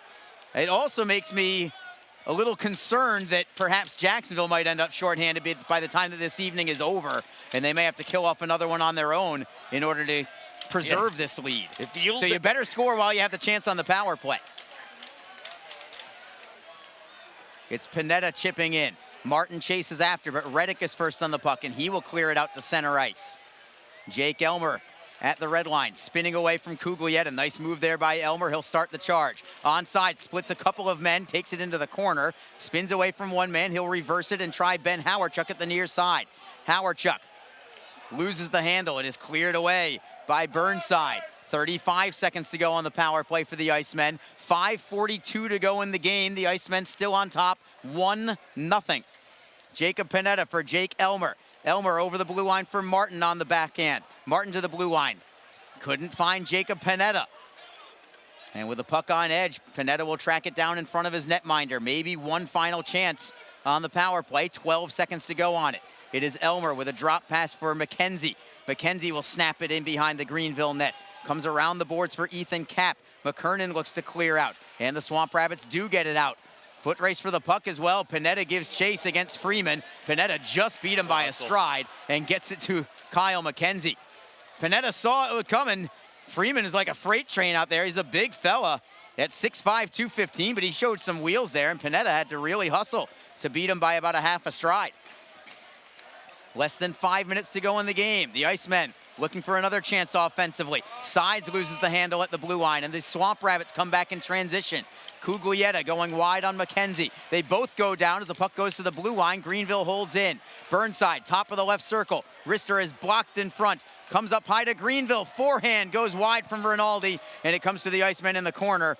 Brown around the back wall for Croy Evingson. Evingson double team, but he splits the defense and finds Brown. Three-man rush for the Icemen. Give and go. Brown's over the blue line. It comes to Nazarian, right circle. Looking for Sides in the corner. Sides double teamed. Greenville takes it and plays to center. The Icemen waiting to clear the zone before Fortunato drives it behind the Swamp Rabbit net. It is Burnside off the end boards. Loose puck. Who's going to get there first? Elmer hustles for it. He is there first, and the Icemen will keep it in. Centering feed. Gerduckas could not get the shot away, but he feeds Fortunato. Deflected just wide as Howarchuk was looking for the insurance goal. That was a shot pass from Fortunato. He was looking for Howarchuk all the way. Who gets spilled? Score! Abbott Gerduckas stuffs it through the legs of Evan Fitzpatrick. And finally, the Icemen have gotten that insurance goal to make it 2-0 with just 3:41 on the clock. Excellent board work done by the Icemen there. And Jacksonville finally cashes in. What a pass that was from Jake Elmer to Abbott Gerduckas. Yeah, Jake Elmer, he's been playing some good hockey here in the last few games, and what a good play. Getting the battle off the boards, as you mentioned there, and then flipping it blindly there in front. Well, not so much blindly, but it was kind of a no look, but he knew that Gerduckas was crashing the net hard and got it right to his tape, and it was banged home that time by Gerduckas, who comes up big, and the Icemen now have it as a 2-0 lead right now with 3:41 to go. And what has been just a tightly contested, competitive, enjoyable game. Still got a lot of time left here early, but it does give that breathing room the Icemen haven't had all game long. They got a little bit of it right now. So Jacksonville with the 5th goal of the year from Abbott Gerdukas. As the insurance goal that the Icemen have been banging on the door for, and give again credit to Greenville. They played a great game. Let's bring you down to ice level for the award-winning Joe Massa. Number 39, Abbott Gerdukas. Assisted by number 59, Jake Elmer. And number 17, Ben Howerchuk. Time of goal, 16 minutes, 19 seconds. Joe, thank you very much. Abbott Gerdukas is 5th of the year. Jake Elmer, what a great primary assist. Ben Howerchuk also assisting at 16-19. The Icemen, right off the draw, however, go into the penalty box. We just talked about it, Reader, that you had a feeling that they were going to end up in the box at some point before it was over. Yeah. Well, they are. Here it is. Anything that was just close was probably going to get called there. It always seems to work out that way, but it was the right call. It probably should have been a penalty, but you're right. We called it, and it's happening, and now the Icemen have a little bit more work to do here on the special team side of things. Jacksonville gets a nice break as the Icemen cleared it out. Aaron Nazarian cleared it. Greenville touched the puck with a high stick, just trying to keep it in the zone. Yeah. But it got the clear. It rolled all the way into the Greenville zone, and they touched the puck with a high stick. And as a result, the Icemen get an offensive zone face-off here while shorthanded. Yeah, they'll take that without question. Exactly. Luke Lynch is the man in the penalty box. I think it was for high sticking for Lynch. And Greenville, they pretty much need this one if they're going to have any shot in this contest. Jacksonville can kill this one off. You could call it good night and potentially first place for the Icemen. And here come the Icemen, shorthanded, it's 2-on-1. Nazarian looking for the trailer and Jacob Friend, he couldn't get there. Friend will just play it down low instead for Nazarian, defended by Burnside on the play. Nazarian is fine with that, he just wants to keep that clock rolling. Excellent work there by the Icemen, killing a few more seconds. 1:15 on the power play, only 2:44 left in the game. Jacksonville now on top, 2-0. Abbott Gerdukas just scored a couple minutes ago. Greenville into the zone, trying to clear it out of the Icemen. They can't do it. Reddick with a bomb. That is blocked by McKenzie on the play. There goes Fitzpatrick for the bench. Greenville has a 6 skater on. It's 6-on-4 on the ice. Swamp Rabbits with the puck in the offensive zone. Cameron, left circle, to the blue line for Reddick. Right side, Rinaldi with a shot that is blocked, held in by Reddick. Reddick for Rinaldi again at the right circle. Centering feed. Pavlichev can't get the shot away. Comes to the blue line for Reddick. Holding it in for Rinaldi. Gerdukas is on his tail there. 33 seconds to go on the power play for Greenville. Cameron, left circle, wrister and a screen. Save made by Williams. Rebound behind the net. Pavlichev knocks it loose. Swamp Rabbits will play it around the boards, but it's by everybody. And it comes all the way to center ice.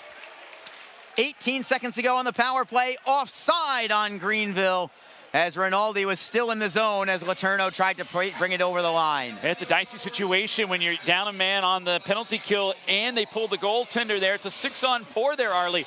And the Icemen dodging the bullets. They're doing the right things. And now a face-off outside the zone.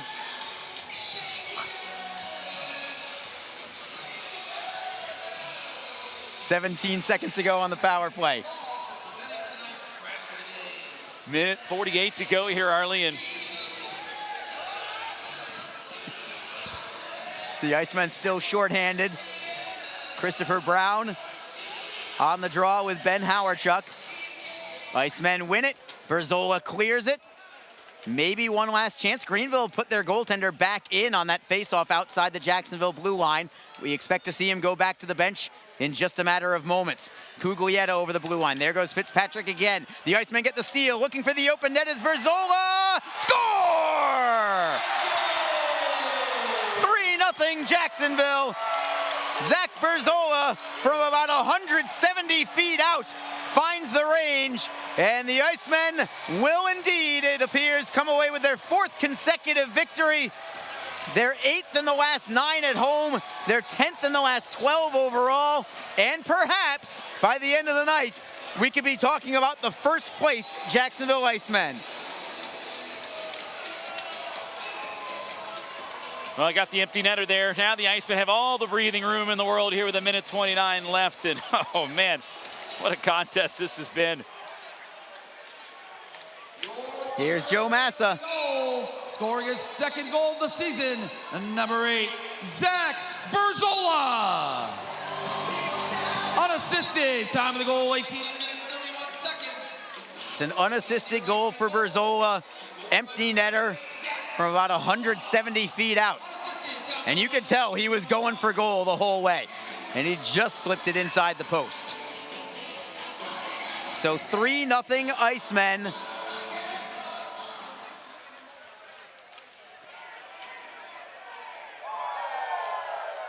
And the Swamp Rabbits back into the zone, centering feed. Leaf gets a soft shot away. That was a great back check by Luke Lynch. It ended up just trickling in on net. Williams got the save. Jacksonville looks for the clear. Swamp Rabbits hold it in. McKenzie in the far side corner. Stick handles away from one man. Final minute of play. Jacksonville behind their own net. It is Evingson up the right side for Howe. Howe unable to clear. It's held in by Foreman. Looking to clear out again. It does go over the blue line and out to center ice. Joey Sides gets to the red line and forehands in. 42 seconds left in the game. Ethan Kapp for Greenville. Off the end boards for Bryce Reddick. Tries to find Letourneau. Poke checked away by Jacksonville. Out to center ice. Things getting a little chippy here with 30 seconds to go in the game. We play on, however. It's McKernan up the right side. Cameron at center. Giving it up to Jacksonville. Looking to clear it in is McCallchuck. At center ice, Gerdukas taps it into the zone. 15 seconds to go in the game. Puck is behind the Greenville net. McCallchuck for Howardchuck. Howardchuck for McCallchuck. Back for Howardchuck. Avoids a forechecker. Down to 6 seconds to go in the game.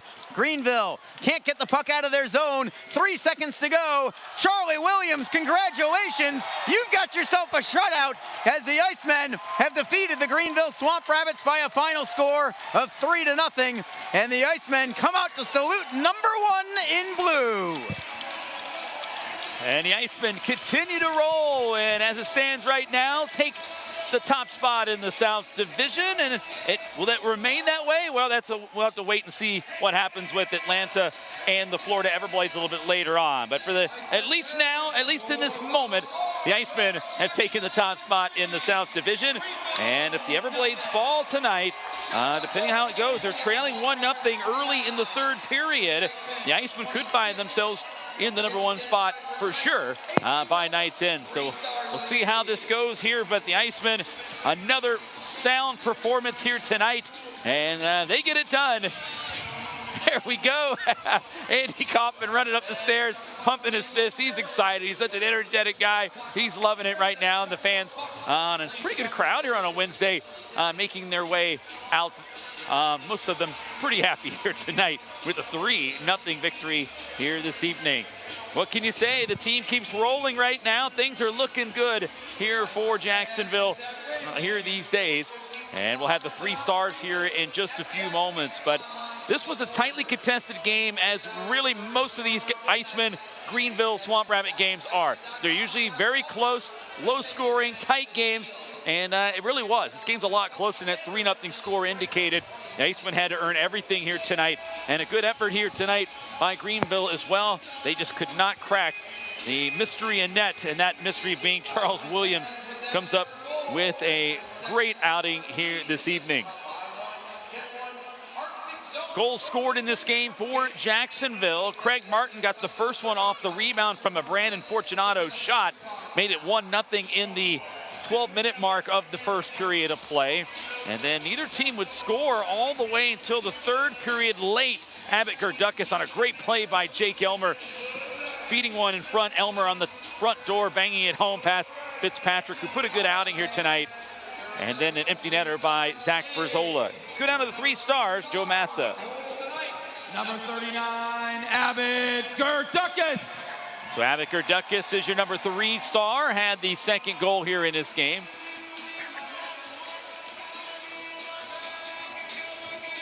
Your number 2 star of the game, scoring the game-winning goal. Number 29, Craig the Sniper Martin. Boy, Martin's getting the curtain call, seems like nightly on this 3 stars. Had the game-winning goal, though, essentially, and he continues to be on a tear. Now 17 points in the last 9 games. With 29 saves and the shutout, number 1, Charles Williams. Charles Williams, no surprise here, is the shutout tonight. Top 29 shots. He joins Arley down on the ice.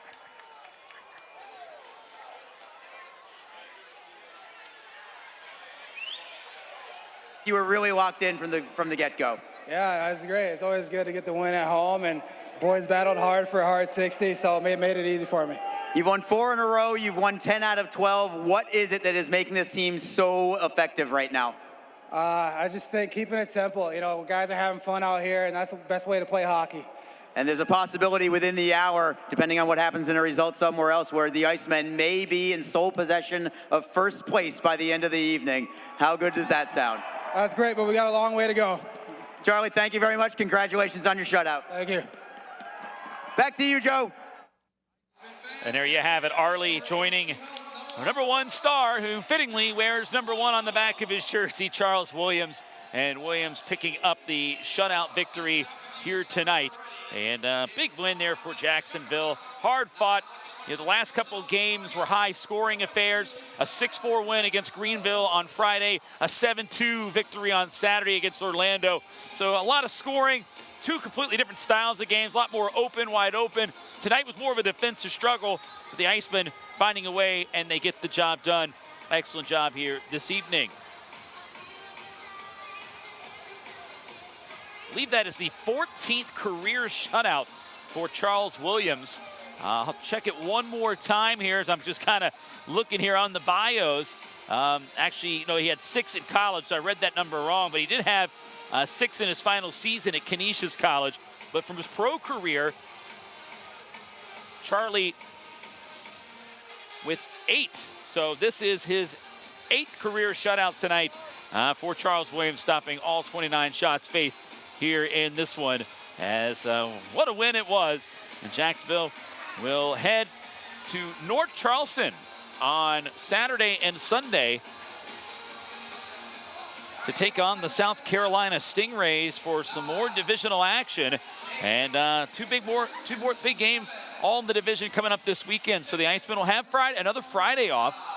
And they'll have a couple days. They'll make the trek down there up there to North Charleston, and then take on the Stingrays there, and then we'll see how things play out in North Charleston. Of course, you'll be able to catch both those games right here on FlowHockey.tv and, of course, on Mixlr. It should be a lot of fun, as those two teams always make it fun as well. They've had some good battles over the years, and the Icemen have found success in that building. We'll see if they can continue that. They did drop the previous meeting that they've had already down up in North Charleston. The Icemen had a rally in that game. Surprise, surprise. The Icemen were down 2-0, but came back to tie it. They did eventually fall in that game, though, in overtime. I believe it was a shootout, actually, to be exact. But we'll see what happens this Saturday and Sunday. Recapping the official scoring here in this game, as the Icemen pick up the 3-0 victory. Craig Martin scoring at 12:52 off the rebound from a Brandon Fortunato shot. Made it a 1-0 lead. 9th of the year for Martin, Fortunato, and Lynch getting the assist on that tally. 1-0 at that point. And the two teams would hold each other in check for really the remainder of the game until late at 16:19 of the third. A great play by Jake Elmer along the boards, flipping it out in front on the front step there to Abbott Gerdukas, who knocks it home for his 5th of the year. Elmer and Howard Chuck factoring in on the assist, and the Icemen make it a 2-0 game at that point. And then they had to kill off a penalty, and then with the goaltender pulled, it was a 6-on-4. The Icemen survived that power play by Greenville, and then they pulled the goaltender Fitzpatrick again, and the Icemen get an empty net goal unassisted from Zach Berzola, who sent it 180 feet down the ice perfectly right into the net there to seal the deal. 3-0. Icemen get the win here tonight in front of a Wednesday night crowd of 4,467. And the Icemen. That's a great weeknight crowd. It really is. That's a great crowd on the weekend. They'll take that, or on the weekday, I should say. They'll take that. It was $2 specials, man. I'll tell you. $2 beer and wine. People are getting fired up for it. But and we have another Wednesday game here in this building a week from today. Yes. Against Atlanta. That's on the 22nd of December, just before the holidays. So again, another chance to come on out and check the Icemen there on those midweek games and take advantage of those specials. But shots on goal in this game looks to be officially 28-27 in favor of Greenville. power play opportunities. Greenville 0 for 3, Jacksonville 0 for 4. And that is the tale of the tape here in this one. Iceman pick up the win, Arlie. And Charles Williams, the #1 star, fittingly wears #1 on his jersey. I looked up his 8th career shutout, and he was great in this game. Regardless, maybe even if they did score on him tonight, he probably still was going to be the #1 star of the game because he was lights out here in this one. And that was inside broadcasting here. That was why I wrote down the #1 because it didn't matter whether it was going to be a 0 or a 1. So, Charles Williams is going to be your #1 star of the game. I was being a little, I don't want to say superstitious, but maybe stitious a little bit. Yes. But I was waiting for the power play to at least be over before I wrote Williams' name as #1. I didn't want to jinx anything, and then it's happened to me before. Goalie's got a shutout going, and then I write him down as #1 star, and boom, a goal goes in. I wanted to at least wait, and then Arlie said, no, yeah, I'm putting it down. He's #1 anyway. But lock it in. Yeah, but he would have been #1 even if they did just allow the 1 goal. If this was a 3-1 game, he would have been #1 tonight because he really bailed the Iceman out multiple times here in this game, especially in the first, early in the third. But he was big and a big part of why they remained in this game. Yeah, he's been a big reason why the Icemen are playing as well as they are right now, as well as the Icemen, as of this very second, and this is the 3rd time we've said this in a week, but as of this second, the Icemen are alone in first place in the South Division. 13-8, 1-1. Jacksonville has won 4 straight. They've won 10 of 12. They've won 8 of 9 at home right now. They are playing awful good hockey in general, but even more so on home ice right now. And now we just wait and see what happens with the Florida Everblades and Atlanta Gladiators. Regrettably, I have to tell you that Florida has tied the game in Estero 1-1 on a Robert Carpenter goal early in the 3rd period. But if Atlanta can come back and win that one in regulation, you will be talking about the first place Jacksonville Icemen, and that sounds awful good. You know what I liked? You interviewed Williams down there, and he mentioned that whole first place thing. He said, yeah, but we got a long way to go. And I like that. I like that about him because these guys can be caught in the moment like, oh, we're rolling, we're going to be fine. But, they know that, hey, this is great. They're enjoying it. It's a long season, and it is. We're only in December, but they got to keep it pedal to the metal there. And, again, I think you would expect a lot of guys to be that way. But I know with Willie, he'll be the first to tell you, yeah, we do have a long way to go. So this has been a great ride for this team, Arlie. And we talk about it. This was the part of the year last year. Of course, we started the season in December, but the first couple months of the season last year for the Icemen just didn't go very well, and ultimately it kind of cost them down the stretch, as we've talked about. Now the Icemen, here we are, we're almost through the, approaching the new year in a couple weeks, and the Icemen have positioned themselves in a pretty good spot heading down to the second half of the season. We're not quite at the halfway point, but at least for the standpoint of this team is setting itself up for success if they can continue to play well. Well, after the next game, which is going to be in South Carolina on Saturday, when that game is over, that is actually going to be exactly the 1/3 mark of the season. So it does give you some idea of where things are, not only in terms of this whole season, but in terms of where Jacksonville is. And they're starting to separate a little bit, too, as are the Everblades. Have to give them credit where credit is due also. But Jacksonville right now with 4 straight wins. They're up to 28 points on the season. As of right now, Orlando is off tonight. Jacksonville has a 5-point lead on 3rd place right now. It's pretty good. Maybe they would rather it be a 4-point lead over 3rd place Atlanta. They want Atlanta to actually leapfrog over Orlando tonight and get a win in Florida. That would be ideal. But either way, you're starting to see some teams kind of fall to the back a little bit. Norfolk is going to lose again tonight. They're losing 6-2. That's going to be 4 straight losses for them. They're down to 10-12 on the year. Greenville just dropped below 500 with this loss. And I know they are really undermanned, and maybe it doesn't say that way. I don't know, but you better pounce on these guys while you can. And the Icemen are doing exactly that. They're taking care of business on home ice against teams that maybe aren't at full capacity in terms of what they can send out onto the ice right now. And the Icemen are taking full advantage, and they should. Hats off to Greenville tonight, though. They put together a pretty good effort here tonight. I'd agree. They fought, they're shorthanded. They're losing some of their top players.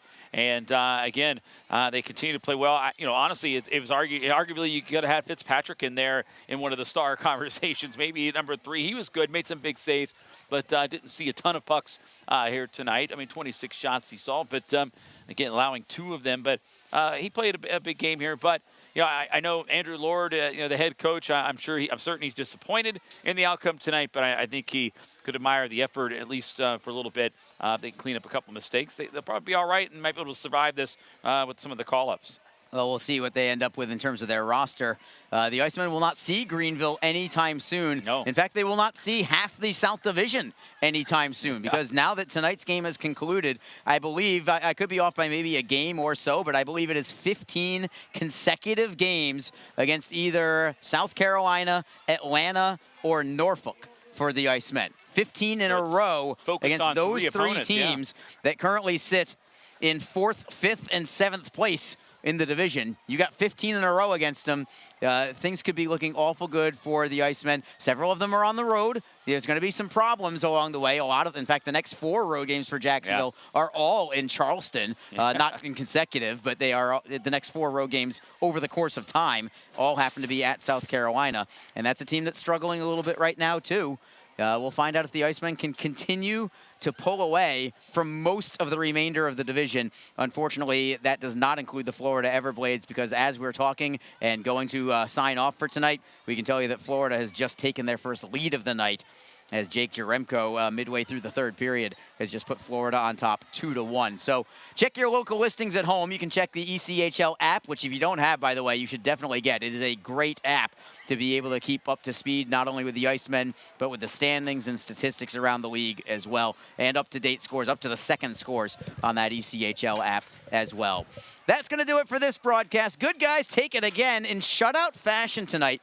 3-0 is your final score. Thank you, as always, to Gemstone Media. Thank you to our off-ice crew led by Kate Truslow. And for you, Alex Reed, once more, congratulations to you for your future nuptials with soon-to-be bride, Amanda. For everybody else involved in this broadcast, this is Arlie Johnson saying good night. The Icemen have shut out the Greenville Swamp Rabbits tonight, 3-0. This was a great night for hockey.